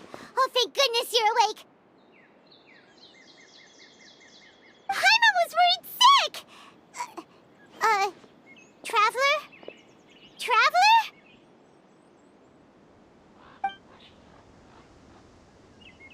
What happened while you were unconscious? I checked the ley lines nearby. It appears that the Abyss tampered with them, and they've been in turmoil ever since. Information and memories flow within the ley lines. What did you witness? You mean Clotar Alberich? After founding the Abyss Order, his faith in the Abyss led him to do a great many things. But the curse of immortality continued to torment his body and mind. And in the end, neither his faith nor the Abyss he worshipped could save him. After 100 years, he lost his mind completely and was never seen again. Yet his dark legacy lived on. The defiled statue that we encountered previously was just one perverse product of his use of abyssal power during his life. You could say that. She wouldn't be the Abyss Order's princess otherwise. Are you alright?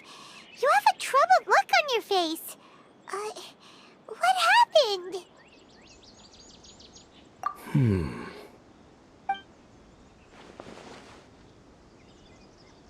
So you saw her memories from centuries ago, through your own eyes. It all but defies belief.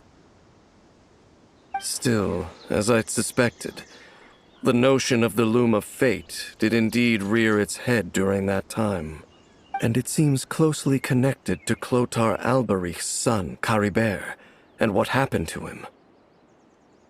And yet your sister never breathed a word of this incident to me. I wonder, was that the moment that she decided to go down this path?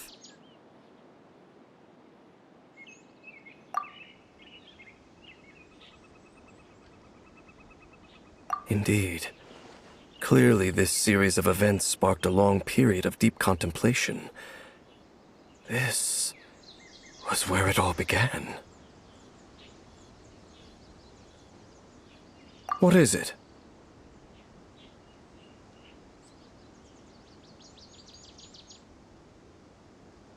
The field? What does that have to do with anything? You mean here? Well, let's start digging and see.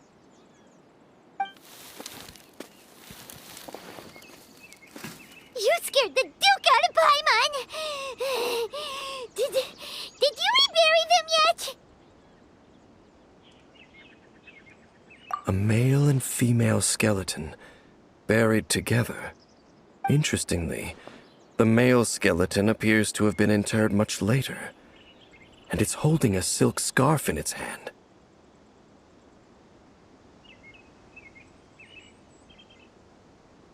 But what does this mean? And how did you know that there were bodies buried here? What? That's impossible. Unless Clothar Alberich finally found a way to rid himself of the curse. This all raises far too many questions. I need time to think, and to search my memories for some missing pieces. We should part ways here. Huh? You're just gonna leave? Why? You could come with us, you know. It's better that we split up for now. I think that he might have seen you. Who's he? Yes. I have my suspicions as to his identity, but I need to confirm some other details before I can be sure. If the time is right, I will tell you when we next meet. But what do you mean that he saw the Traveler? How is that possible? I fear that while these things would limit anyone else, they are no obstacle to him. What? Why? What is he? All right, let's leave it there. Get some rest. Goodbye. There goes Dane. And just like that, it's back to being the two of us again, huh? What is it? Huh?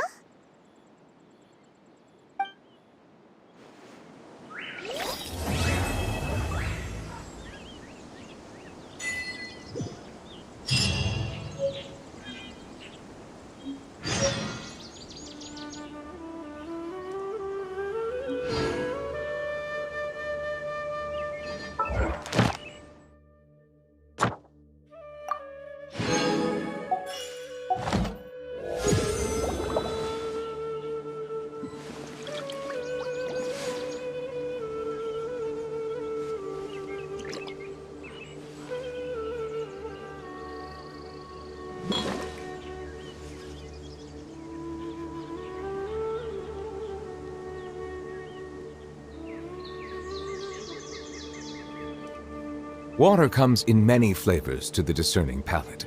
Mondstadt's water is crisp and pure.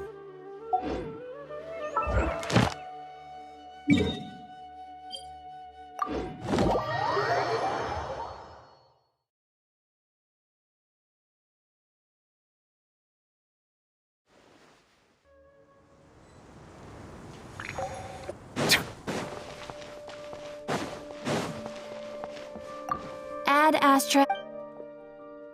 Thank you for completing today's commissions. Here is your reward.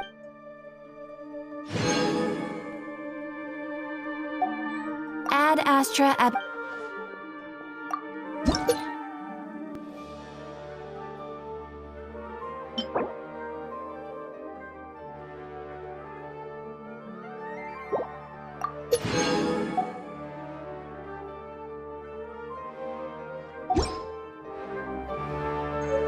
Ad Astra Abyssosk.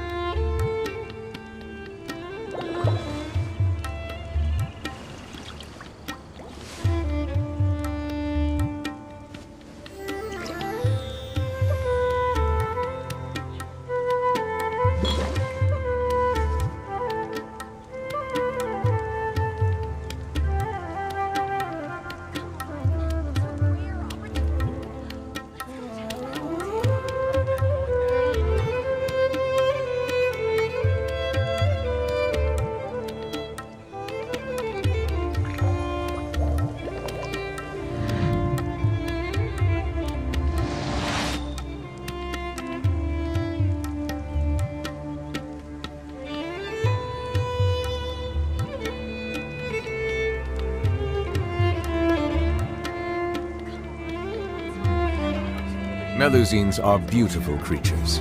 They are the pride of Fontaine. Be sure to befriend them and cause them no harm.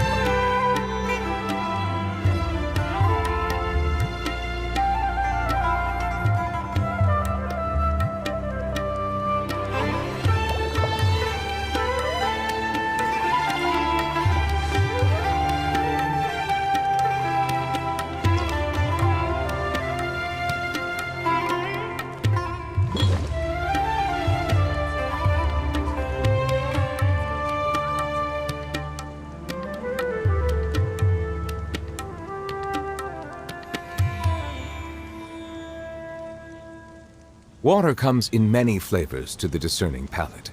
Mondstadt's water is crisp and pure, while water from Liyue has an enduring aftertaste. In Inazuma, the water possesses a depth of flavor unlike any other. Sumeru's water, meanwhile, has a rich and complex flavor profile, but it must be savored patiently to fully appreciate it.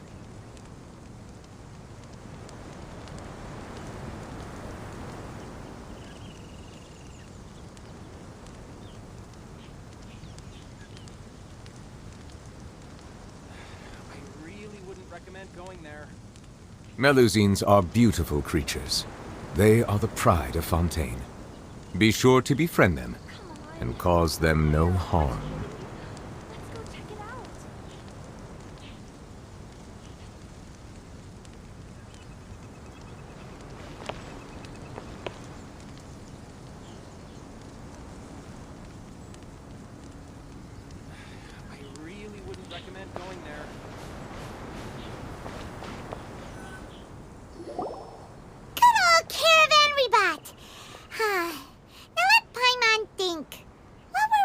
The first time we came here. Oh, Paimon remembers!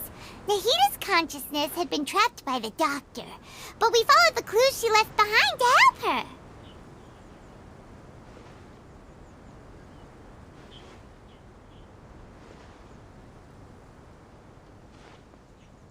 So much time has already passed since then. And it seems Sumeru's changing for the better now that Nahita's in charge, right? Paimon just hopes this peace will last a long time, and then Nahita won't have any more new problems to deal with. Yeah, guess you're right. We somehow always find ourselves right in the thick of it. Who knows what will happen next? Come to think of it, maybe it's all because of you. Maybe you're just a magnet for trouble.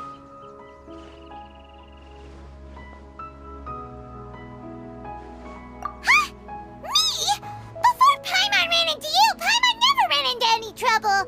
At most, when she was super tired, Paimon got caught in some strange whirlpool and sucked out into sea. And even then, you fished Paimon out!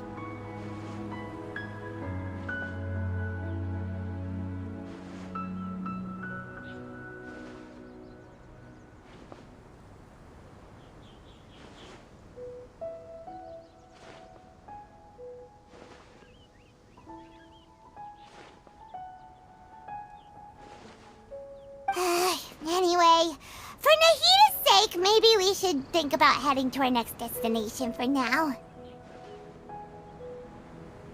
Ah, look who it is. Running into you in a place like this? I can see you two still love wandering around. Oh, it's Dia! Since when are we just wandering around? We're usually taking care of some serious business. Even though it may have nothing to do with our journey. But never mind that. What brings you here? I just finished a commission in the desert for a usual client of mine. Nothing too interesting. Just escorting a shipment of goods. I'm on my way to report back. That's when I saw you two all the way over there, chatting away. What were you two talking about anyway? Huh?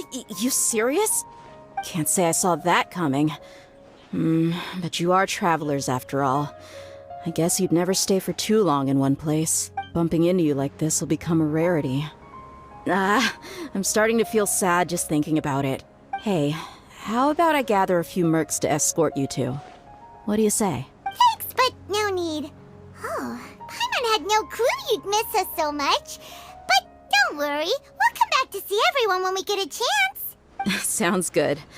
All you need to do to get to Fontaine is cross this stretch of desert and navigate some waterways. Knowing you two, I'm sure it won't be anything you can't handle. So, when are you leaving? Oh, wait a sec. Paimon just remembered there are still a few dishes in Sumeru that Paimon hasn't tried yet. Now, where's that list Paimon made?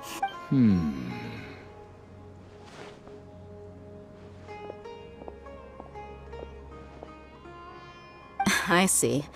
Guess you won't be needing a going-away party or anything. It's sad enough to see you go like this. Though, now that I think about it, Sumeru wouldn't be what it is today without you. Seems true heroes always prefer leaving quietly. By the way, should we go say bye to Nahida? Oh, good point. Then there's no need to bother her in the real world. Then, I guess this is goodbye for now, Traveler in Paimon. Whether as a client or a friend, you're always welcome to come find me.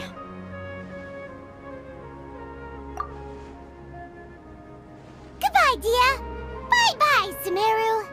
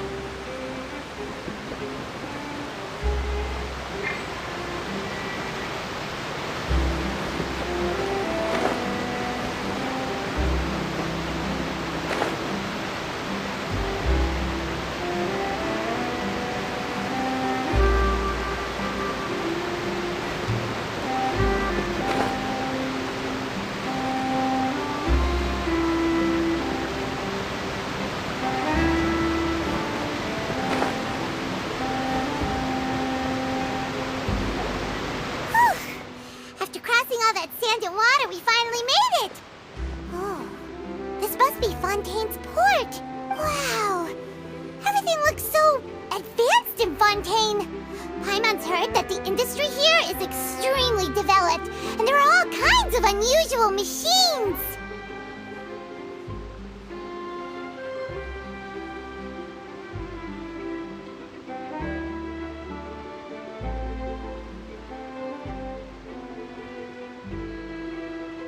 Just seeing the sights as a tourist is nice, but maybe it would be better if we found something to do.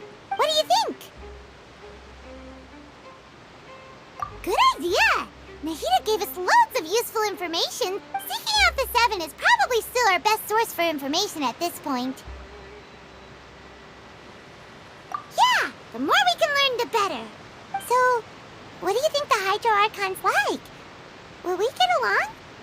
Nahida said that she has a very unique personality, whatever that means. To learn about a nation's god, start with the nation's people. There seems to be some locals talking over there. Let's go see if we can join the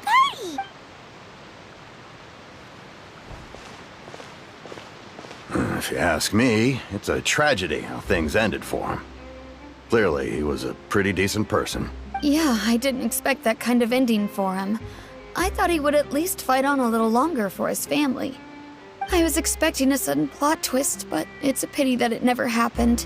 Still, his story is quite the tearjerker.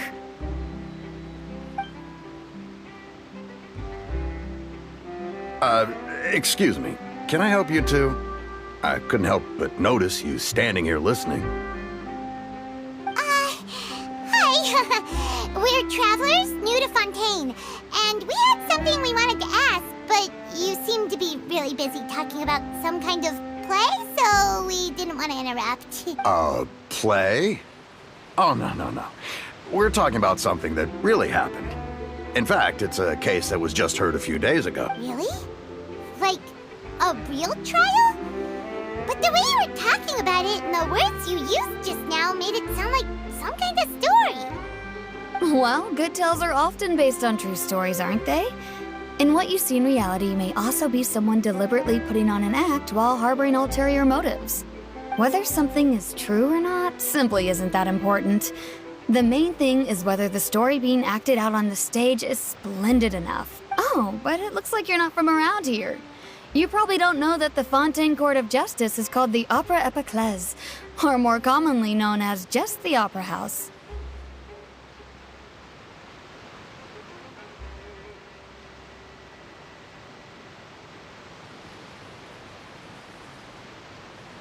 But, shouldn't court cases be treated a little more seriously than that? Not to question Fontaine's way of doing things, it's just that putting someone on trial is usually a very serious thing.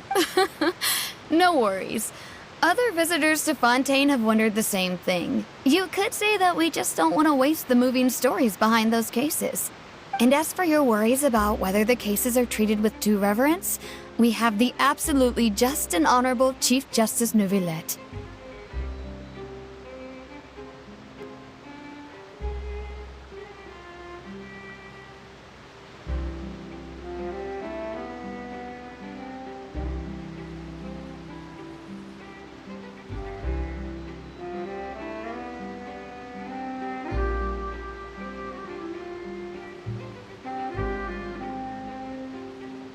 As well as the Oratrice Mécanique d'Analyse Cardinal, a machine created by the Archon. Between the machine and the Chief Justice, false charges and injustice are a thing of the past now. Oratrice? Is it some kind of machine too? Oh, Paimon's curious. We should check it out if we get the chance.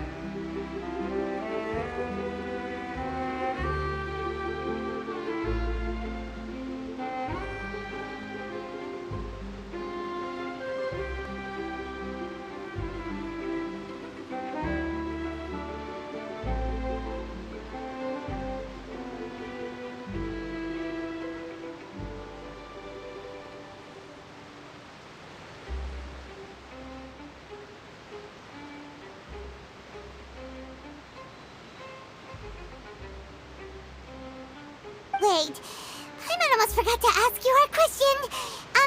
Do you know what we should do if we want to meet the Hydro Archon? Oh, that's easy. Just go to the Opera House. Lady Farina practically lives there. You could definitely say it's her biggest passion. I think what they mean is that they wish to speak with the Archon personally. In that case, I'm afraid it's going to be a tad more difficult. You'll have to make an appointment well in advance, and it'll depend on whether or not she has any time slots available. Huh. Is the Hydro Archon super busy taking care of official stuff? Wait, didn't you say that she's always at the Opera House? No. Lady Farina seldom takes an interest with the nation's affairs. The reason it's difficult to make an appointment is simply because she's incredibly popular.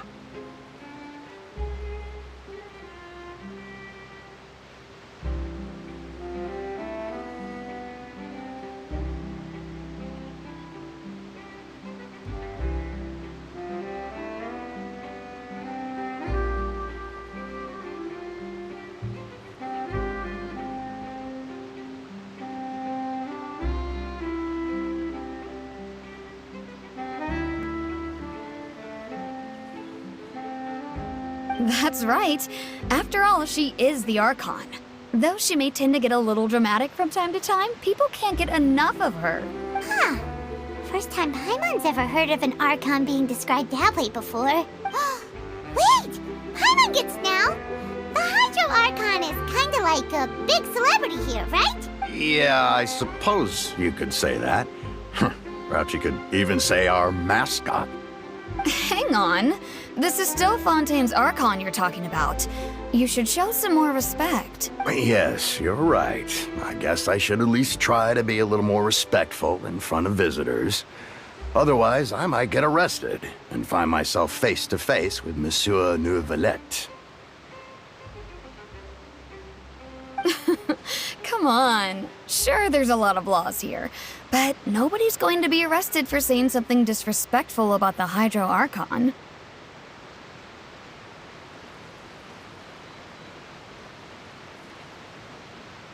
Alright, I think we get it. Thank you! At least we now know that we can find the Hydro Archon at the Opera House. But who knows how long making an appointment will take? Guess we could have a look around the city in the meantime. Hey! What are you looking over there for?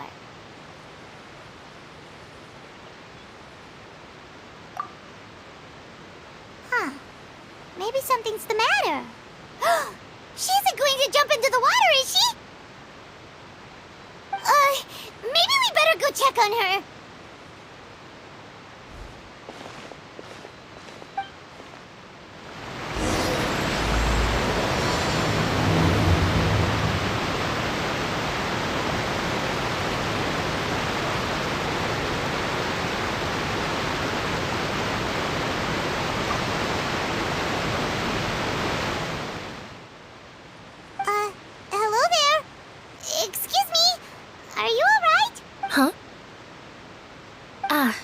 Fine.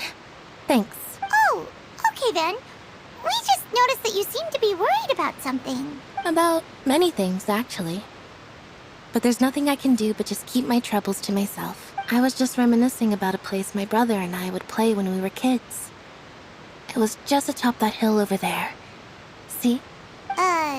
You're pointing at the sea. Wait, are you saying that you and your brother lived in the water?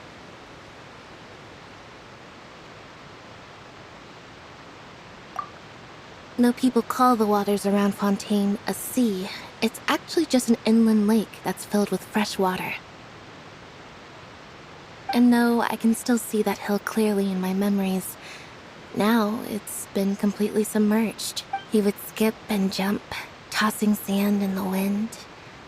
The sun shone brightly, and the air was filled with the scent of the sea. But now, the water is gradually swallowing our memories. It won't be long before it swallows us. Sorry. Paimon doesn't really get what you mean. I don't believe we've had the pleasure of meeting. Are you Lynette's new friends? Oh, and you are? Thanks for looking after my sister. She often comes here to reminisce about our childhood, that's all. There's no need for any concern. Allow me to introduce myself. I'm Linny, and this is my sister Lynette. If I had to guess, I'd say you must be travelers from abroad. Nice to meet you. Paimon is Paimon, and this is the Traveler. We just arrived in Fontaine. We were just talking with your sister. Even though we didn't really get what she was saying. I see. It's unusual for Lynette to be so willing to talk with anyone. In fact, she seldom speaks at all. I'm usually the only one she ever talks to. Oh, really? Then you two are just like us! Paimon's always the one talking for some reason.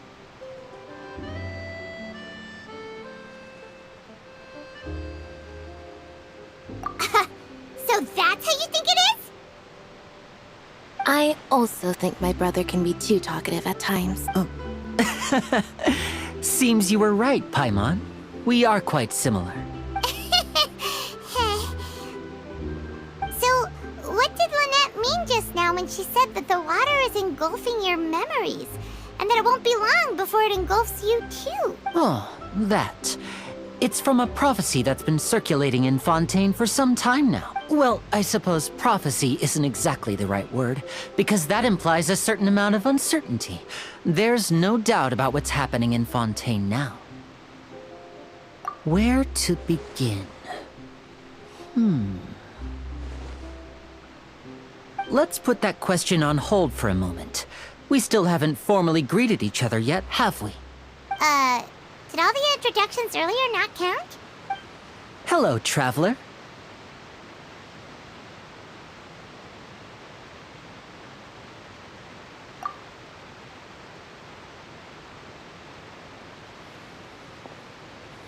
And hello, Paimon. Hey! Why didn't Paimon get a handshake? You're not poking fun at Paimon, are you? Please, don't take offense. Just consider it a sort of etiquette we have here in Fontaine when making new friends.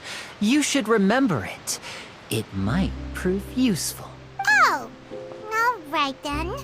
Well, Paimon's just happy to have a local friend now. By the way, we were just getting ready to go to the Opera House to meet the Hydro Archon. Would you be able to show us the way? So you're going to see Lady Farina? No problem at all. In fact, I was planning to go to the Opera House later myself. I'll gladly take you once I finish things here. Please, follow me.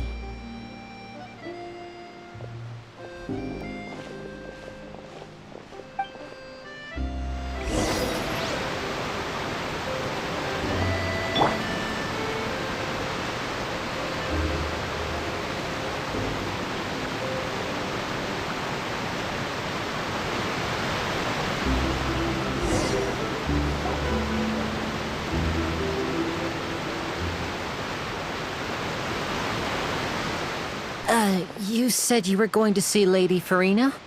Well, it seems Lady Farina has come to see you.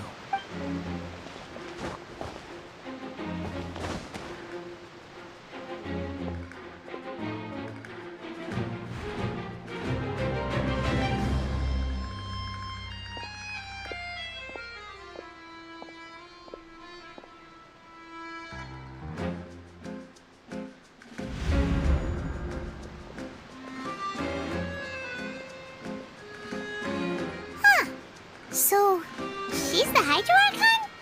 But how did she know we were looking for her? My dear people, rich and poor, those with cup in hand and those with nothing at all, raise your glasses in celebration! If you don't have one, then just raise your hand in lieu.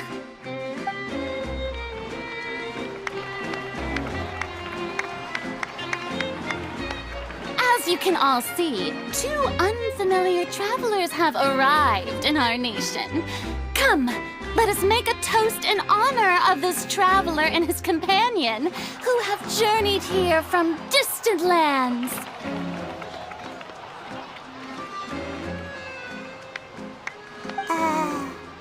Is she talking about us? I've long heard of the turmoil and chaos you've left in your wake as you visited other nations. But But I welcome you nevertheless. No, I have come to receive you personally. Fear is for insignificant cowards. I am a god, and I will never entertain the notion of such meaningless wariness. You can be rest assured, I see clearly your sincerity. Of course, seeking an audience with me is the most sensible thing to do. It will allow you to truly behold my power and witness my authority.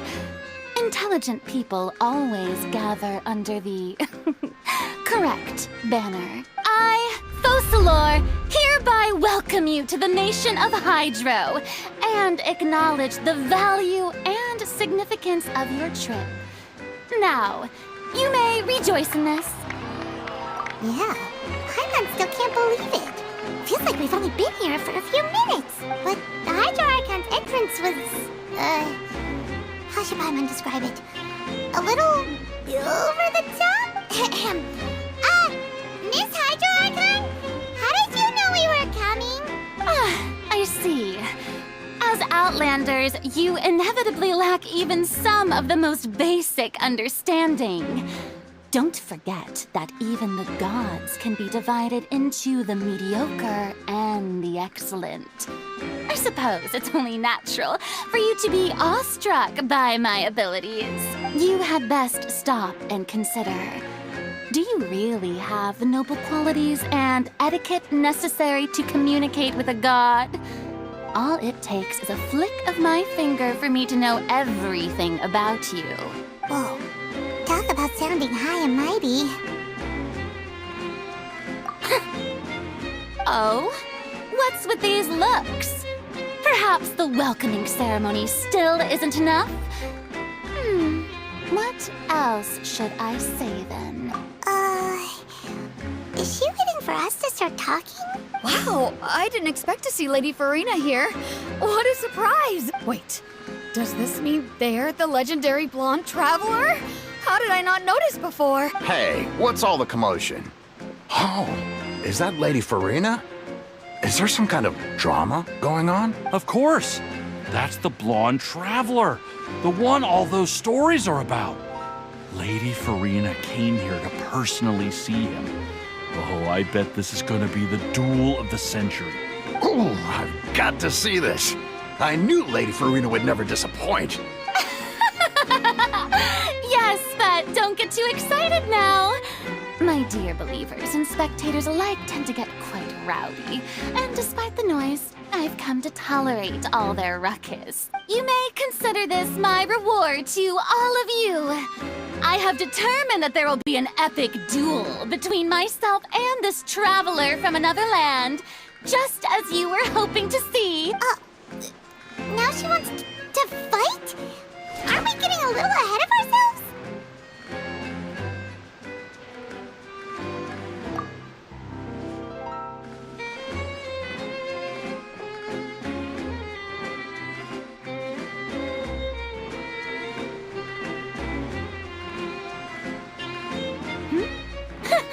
Are you not afraid?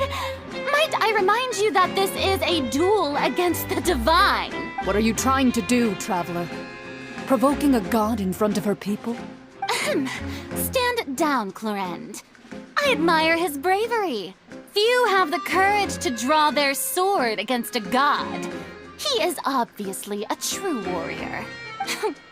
Unfortunately, people nowadays only crave to be thrilled, and a mere duel will not slake their thirst for excitement. Huh. Yeah, she's right. Just a duel wouldn't be all that interesting. On Aranias, criminals are always requesting duels to defend their honor. You're getting a bit old, to tell the truth. You see. Then, as the god of justice, I shall face this traveler in another kind of duel. A duel in court! All right! Now that'll be worth seeing! Right. This is Fontaine, after all. With such a grand opera house, it would be a pity not to use it. Why do you care so much about the crowd's reactions? Seems you've spent a little too much time in the opera house. Besides, how exactly do you plan to have a duel in court? You mean you're going to put us on trial?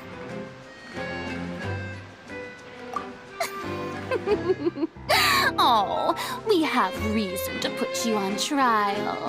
It's obvious, isn't it?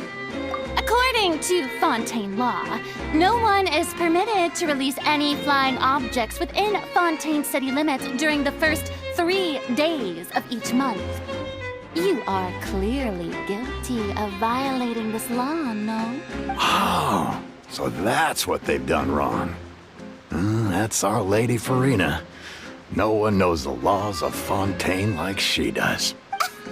You call that obvious? What kind of law is that? Wait, flying object? You mean Paimon? Precisely! Now, if you two have no objections, then in the name of the Hydro Archon, I order your arrest. My apologies, Lady Farina. I don't mean to spoil the fun. But if you would allow me to interject, I don't think that Paimon here meets the definition of a flying object. You tell her, Linny! Finally someone who's not crazy. How could anyone call Paimon a flying object? Great magician Linny, my beloved citizen. I'll permit you to object. But how exactly do you plan to prove your claim? As a magician who just rained on your parade, I naturally should shoulder the responsibility of saving the show. So, with such an audience gathered here, allow me to perform a trick for everyone.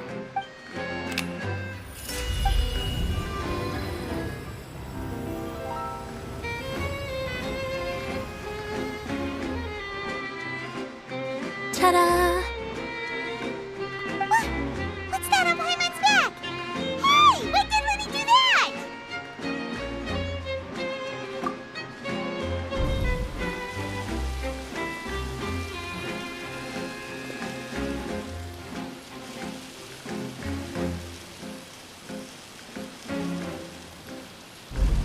There. As you can all clearly see, Paimon should be classified as, well, something like a balloon. This rope has been in the Traveler's hand all along. It was just that no one could see it before. Huh? You call that magic? You've got to be joking. I thought it was pretty good. Nice one. Huh. I'm not sure what to think. It seems Lady Farina's charges no longer hold water.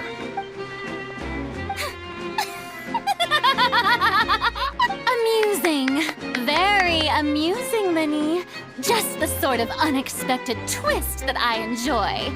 With you here, today's performance can finally be called... Performance? You see all this as a performance? In which case, consider the matter of your trial resolved. The god of justice will not bring charges against an innocent person. But when there are valid grounds, I will not only judge travelers from abroad, but even the gods of other lands. I look forward to seeing your upcoming performance at the Opera House, Mr. Linny and Miss Lynette. That's enough for now. Toodaloo!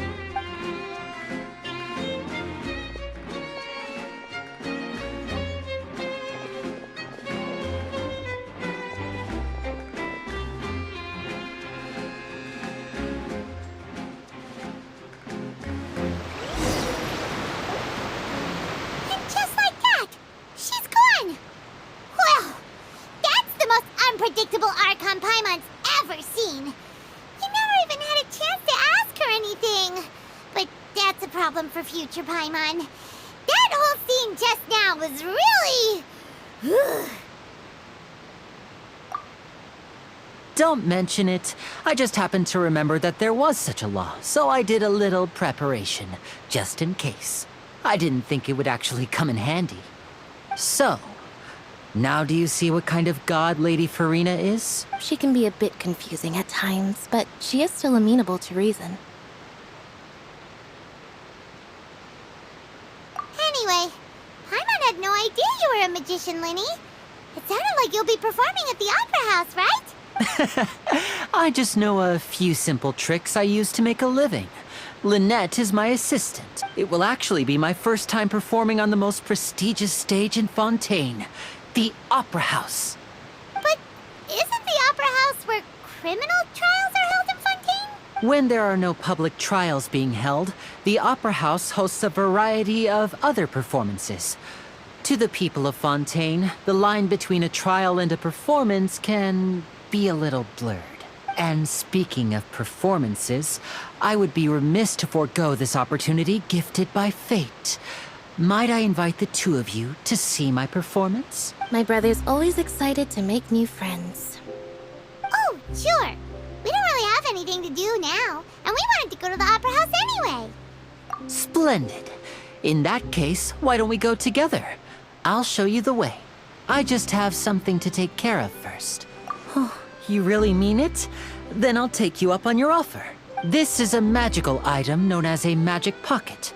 Perhaps you can help me distribute them to the people here. Huh? What are they going to use it for? About that... You asked me before about the prophecy, right? Let me start by telling you a little more about what it entails. I'm not sure exactly when it began, but a prophecy has been circulating around Fontaine. It says that every person in Fontaine is born with sin.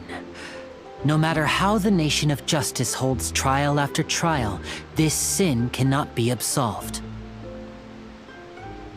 Until one day, the water levels in Fontaine will rise, and the sinful people will slowly be drowned. In the end, the people will all be dissolved into the waters, and only the Hydro Archon will remain, weeping on her throne.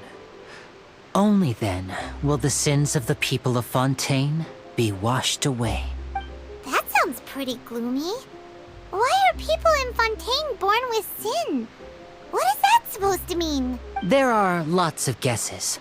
Some say that the ancestors of Fontaine stole the power of the seas and stirred its wrath. Others say that the people of Fontaine never heeded the first Hydro Archon's warnings and offended Celestia.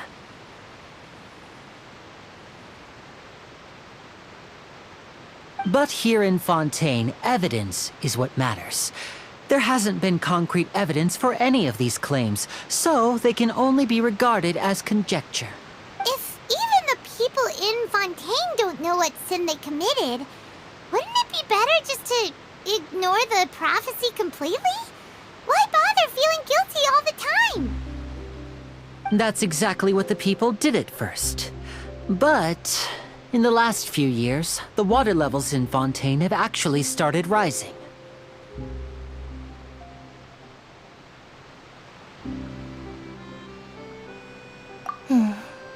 Many places have already been completely submerged, and now lie beneath the sea. Many people carry on with their lives as before and shrug it off as a natural phenomenon. But my family and I think that the people of Fontaine shouldn't ignore the possibility, which would end up sentencing them to death. We hope that at least the people who reside near the waterfront can move away before it's too late. So, we've started distributing magic pockets to them. As a magical item, these magic pockets have astonishing capacity. I'm sure they will come in handy when people are moving their belongings. Oh, Paimon gets it! It's like preparing for a rainy day! But this is more than a bit of rain.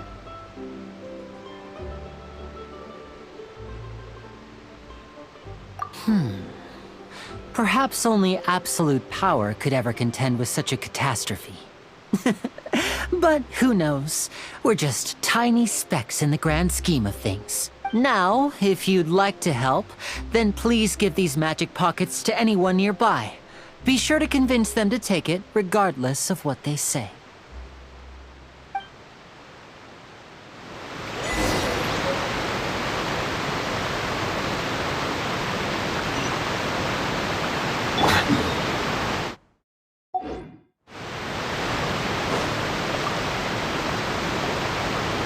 So you're the blonde traveler that everyone's been talking about. My apologies for not recognizing you earlier. Oh, a magic pocket? Seems you really thought of everything. I guess it's better to prepare for the worst and hope for the best. Thanks. Please, also thank the magician on my behalf when you get the chance.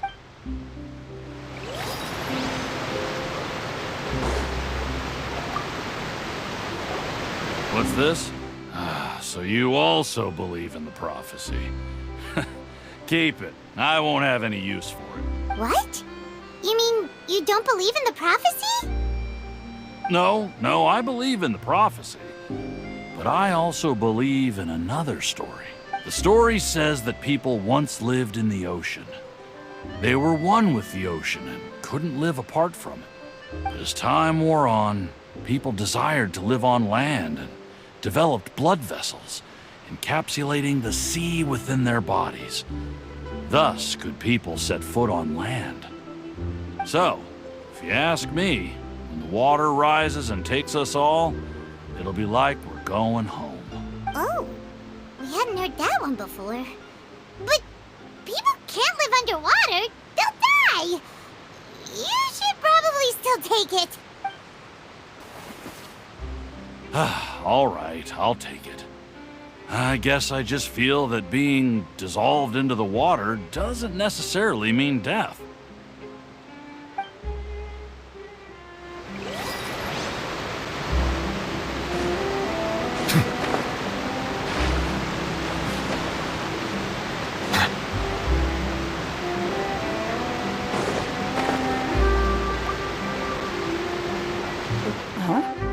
I don't want that thing. Way I see it, if the prophecy's true, it's still gonna be a long time before the water can cover everything. Life is all about living in the moment. What use is there in worrying about the future all the time? We'll cross that bridge when we get to it. You should still take it. You never know when it'll come in handy. Oh, all right, fine. Thanks. It's just that if I start moving, that means I've already given up on the life I have now. I'd really rather not.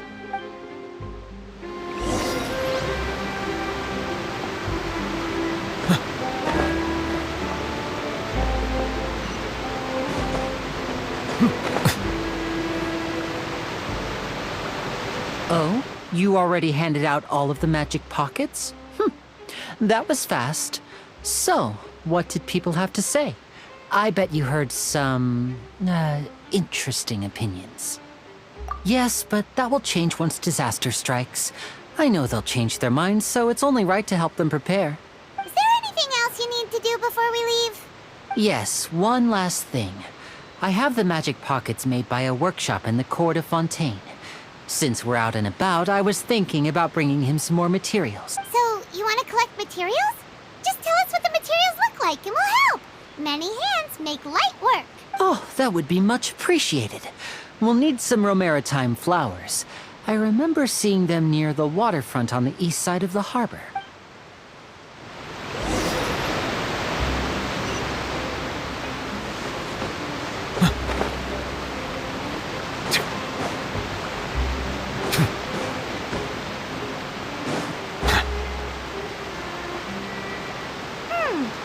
It seems we have to use hydro to collect romaritime flowers.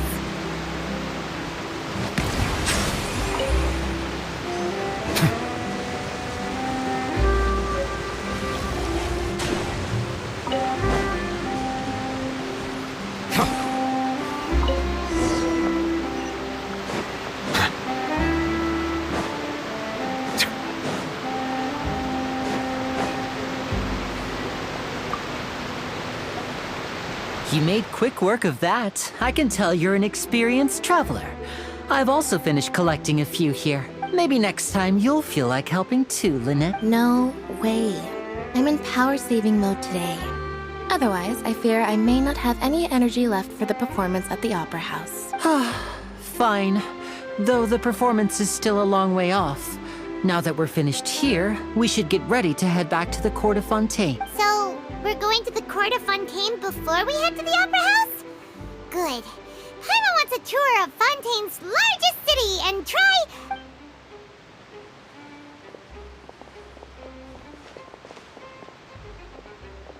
Wait, shh. Have you noticed that person over there? The young girl. Huh? What's wrong with her? Paimon didn't notice anything. She's obviously a thief. Magicians and thieves practice similar methods. We divert attention, and a distracted audience is one that won't discover what you're really doing. Watch her movements carefully.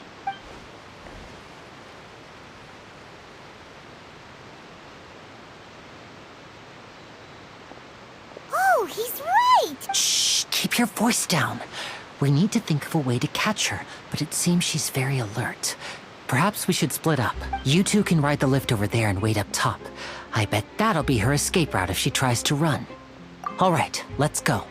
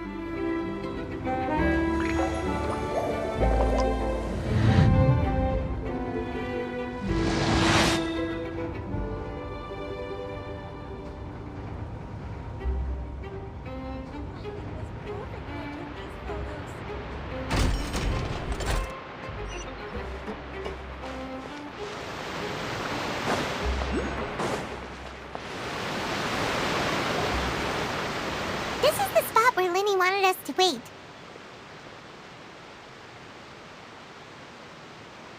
Oh, look! Isn't that her?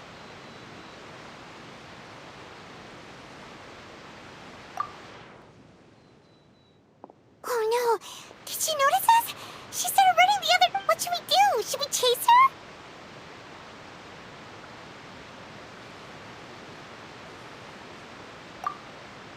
You're right. She might also be trying to lure us away.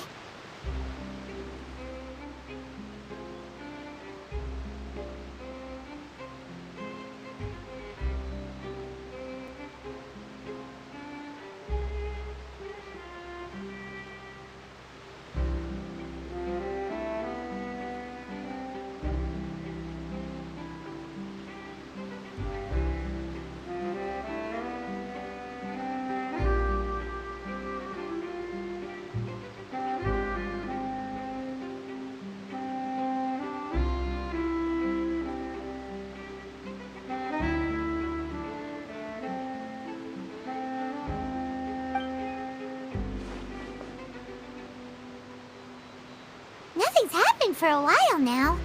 Paimon wonders if Lenny caught the thief. Yeah, let's go.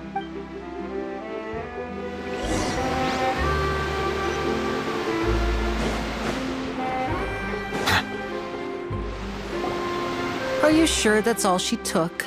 You should check to make sure you're not missing anything else. No, that was all. Oh, I can't thank you enough. I didn't notice a thing earlier. Anyway, I should be going now. Thanks again. Oh, were you returning what the thief had stolen? That's right. Pity I wasn't able to catch her. She distracted me by dropping the thing she stole on the ground. By the time I looked back, she was already gone. I saw the general direction she went, but Lenny twisted his ankle, and I needed to make sure he was okay. Oh, did you get hurt, Lenny? I'll be all right. It's just a twisted ankle, that's all. In fact, it's feeling better already. If you want to play at being a hero, at least try not to get hurt doing it. Imagine what would happen if you managed to derail our performance as a result. You're right, you're right. Sorry, Lynette. I have to admit that the thief was even more skilled than I had anticipated. But at least we were able to get the stolen items back, so it wasn't a complete failure. What a slippery little thief! Guess things turned out all right in the end, though. Libby's initiative paid off! All right, let's put this little detour behind us. We should go to the court of Fontaine now.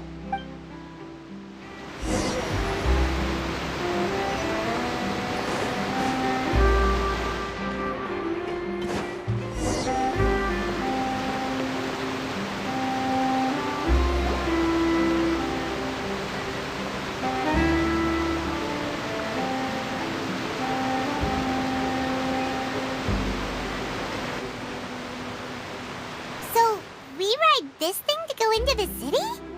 What an ingenious way to get around!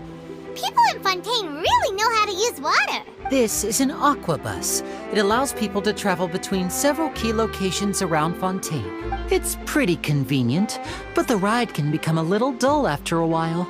The scenery is always the same. That's why it's better to travel with friends. So you mean it's still boring even when I'm riding with you? No, that's not what I meant. It's just that, well, you don't really talk that much. Besides, it doesn't really feel like a real trip when it's just the two of us. It's the same as being at home. Whatever. Guess that's what it's like to be an older brother. It's about time for us to leave. Let's get on board.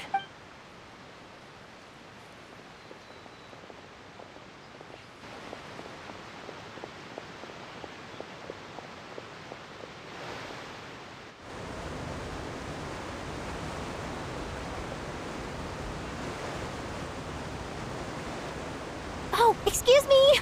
Aren't you the great magician Linny? And his assistant Lynette? Hello. I don't believe we've...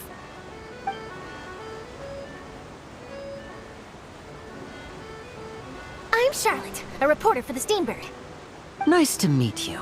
From the Steambird, huh? We've often relied on your paper to promote our performances. It's an honor to meet you.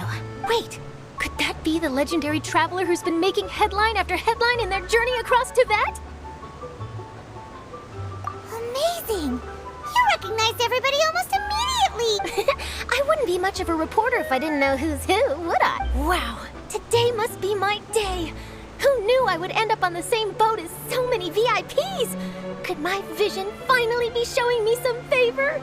So, Charlotte, what do you usually report on? Well, when there isn't any breaking news, I mainly cover the trials at the Opera House. You can still manage to keep readers' attention as long as you tell things from a clever enough angle, even if it's the same old topics. For example, reporting on how a scammer once deceived vulnerable girls into relationships, or how a financial criminal was once so poor that they ate a single piece of bread for 5 days.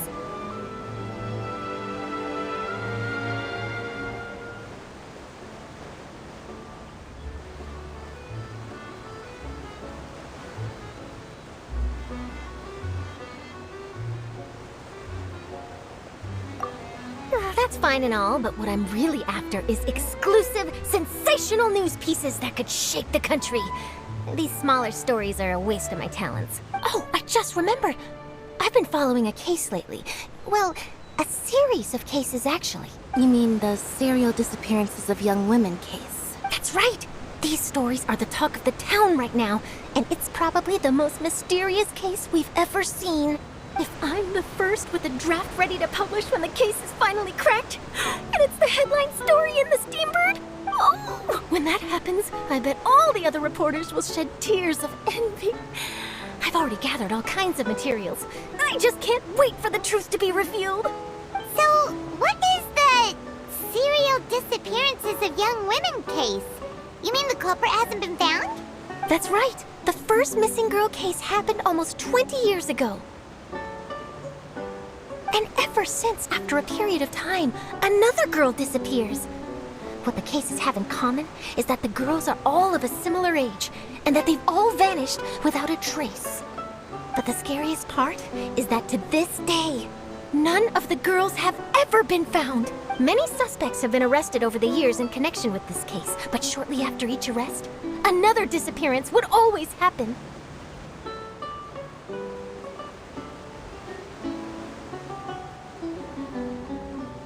Yes, it's possible. But either way, I believe that every case has some precise truth behind it, waiting to be exposed. Yes, I agree. And at the very least, the family of those missing girls deserves some sort of explanation. I just imagined for a second what I would do if Lynette were to suddenly disappear. I'd pay any price to get her back, and then find a way to track down the culprit. Please don't imagine that, Lenny.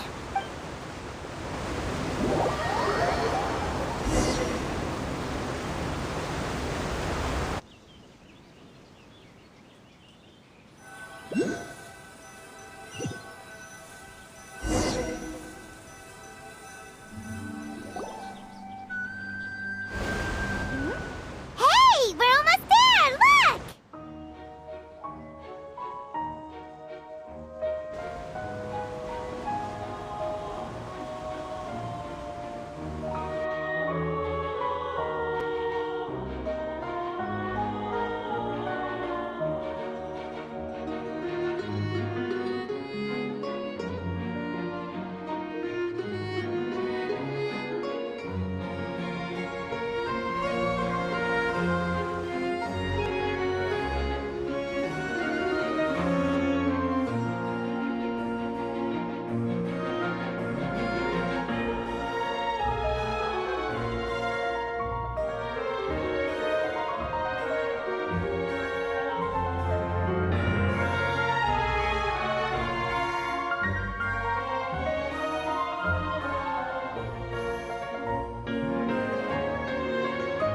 Well, I really enjoyed chatting with you.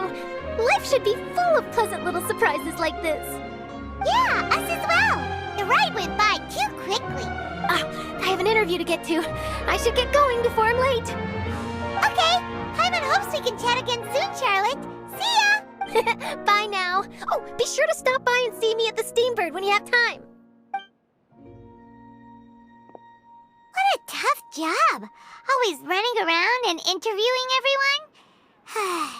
Well, where should we go now? If you don't mind, how about we stop by my home first? Besides, I still have all the materials we collected. Sure, we wouldn't mind at all. This city is so huge, Paimon wouldn't know where to start anyway.